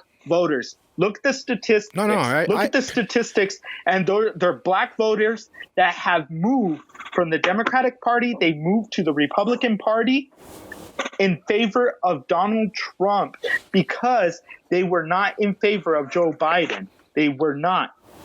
And the polls have showed that. So you're talking about the Black Lives Matter movement and how they were ultimately protesting, and they would have done the same thing if Joe Biden would be in the situation as Donald Trump. That isn't true. You can't branch those two together. You really can't. Okay, let me ask you this: How many Black Lives Matter people that support that do you think voted for Trump? You think there's a lot? I think the black and minority vote that did get Trump were people that weren't at those rallies. I'll tell you one thing though, Anthony. I just every picture I've ever seen of those, it was always anti-Trump. Trump's a bigot. Trump's a this. Trump's a that. I never saw one Black Lives Matter. It was like, I'm voting for Trump. Like, it doesn't happen. So to say that Trump supporters would or Biden supporters were less likely to do a riot if the shoe was on the other foot, I call BS on that. I think it would have been either way. If Biden was a clear out winner, I think the Trumpers would have went fucking crazy, and vice versa. And because it's such a close race, I think that's why the tension is high. My thing is, like, if it's good, like, I think there's unrest and people are gonna get upset because there's still no answer. Who's gonna be it? And to stop counting, I think is counterproductive to that. Regardless of who was in lead, who was behind, they should stop counting. From Trump. It's coming from Trump. Anthony, so I don't know how many times I have to tell you this. The reason they had stopped counting is because Trump and the lawyers are encouraging them to not count any more votes, and that's why they haven't counted for more than a day now. Then that should be voter fraud. If they're telling them to stop, that should be voter fraud. And that's why a lot of people are calling Trump a hypocrite. Oh, he is a hypocrite, dude. Like, I mean, we've gotten 4 years of this. Like, I don't think you're saying anything that nobody knows already. My thing is that I'm just saying, if they don't count these votes quicker, there's gonna be civil unrest, and it's gonna get worse. Let me say something. Hold on. That's all I'm saying. Anthony, I'm not defending Trump. I'm just saying. Hold on. So the thing is, the way to end this is count them. So yeah, the thing, I would agree. Don't stop counting. Hold on. That's my gripe. Okay, so I'm just mad because they stopped counting. That's it. I'm not defending Trump. Okay. I don't care. Okay, but they're trying to go about it in a way that's.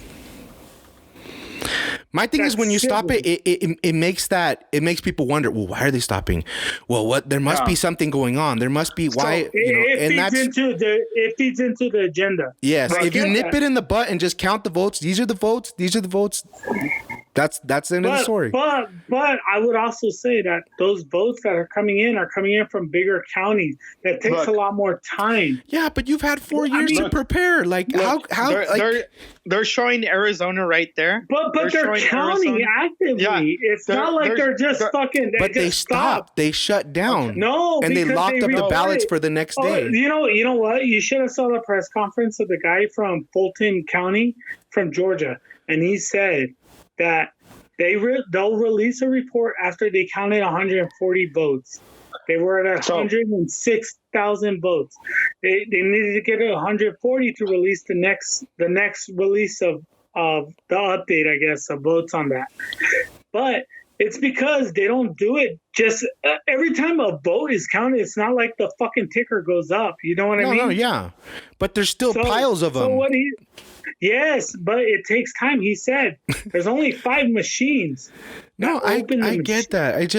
It's like, so how do you want it all? I mean, that leads into being hire more people. Society. Okay, hold on. That leads into being an impatient society where we just want the fucking answer right there. Yeah, exactly. It does take hold on. Anthony, it does take some manpower. But why would you stop? That's like saying I have an order of 6,000 breads I got to make, but I'm at 50 bread, so I'm gonna stop until tomorrow to make the other 60. But if the baker baker made 50 breads for the day he's fucking tired, he's gonna fucking take a break. Ooh. That's your one job is to do that. All right. You failed. Guys.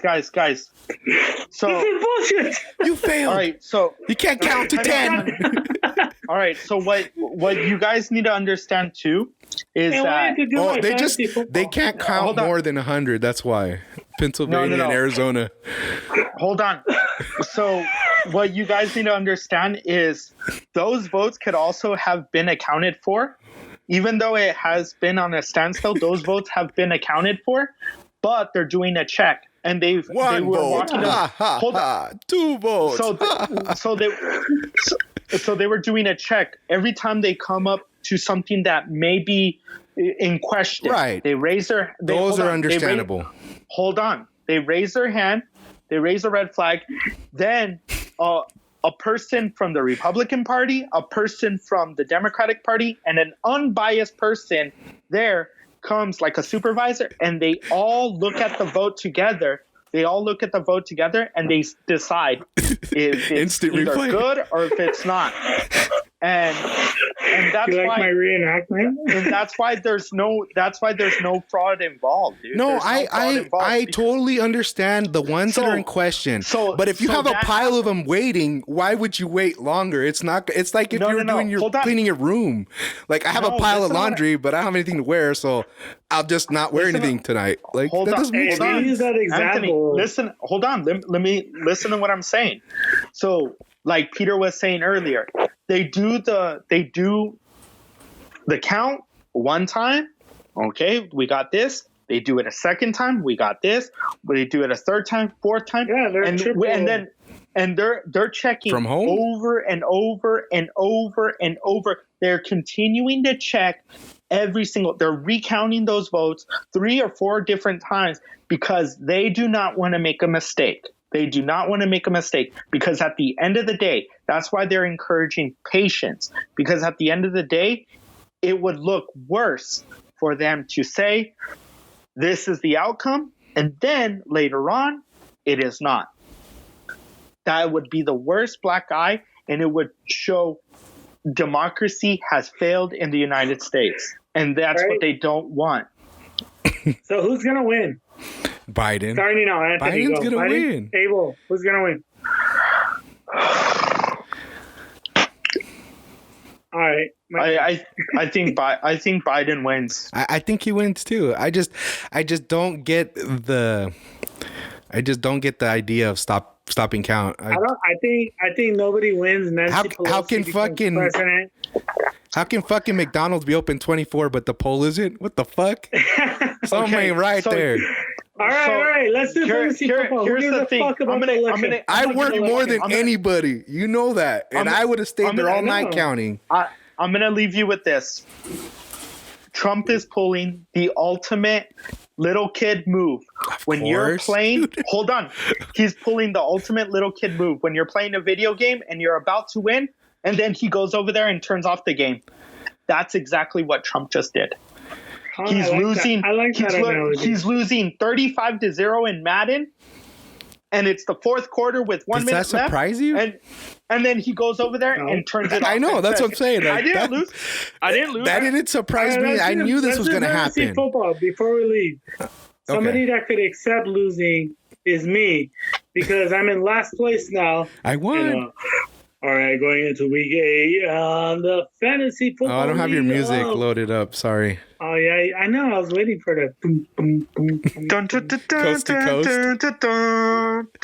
coast with Peter Carrillo.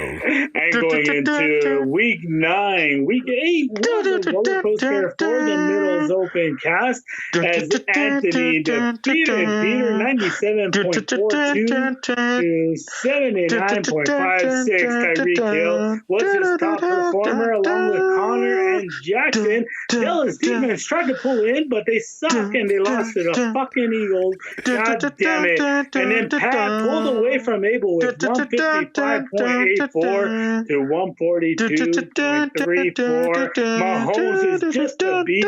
You got Mahomes or Russell Wilson, you definitely want to keep intact with them because they're going to give you points all over the board. And next week is looking up to be a great week because there's just all kinds of shit going on. I don't know. Anthony's looking for another win, and I don't know if he's going to be able to do it. Who am I going against?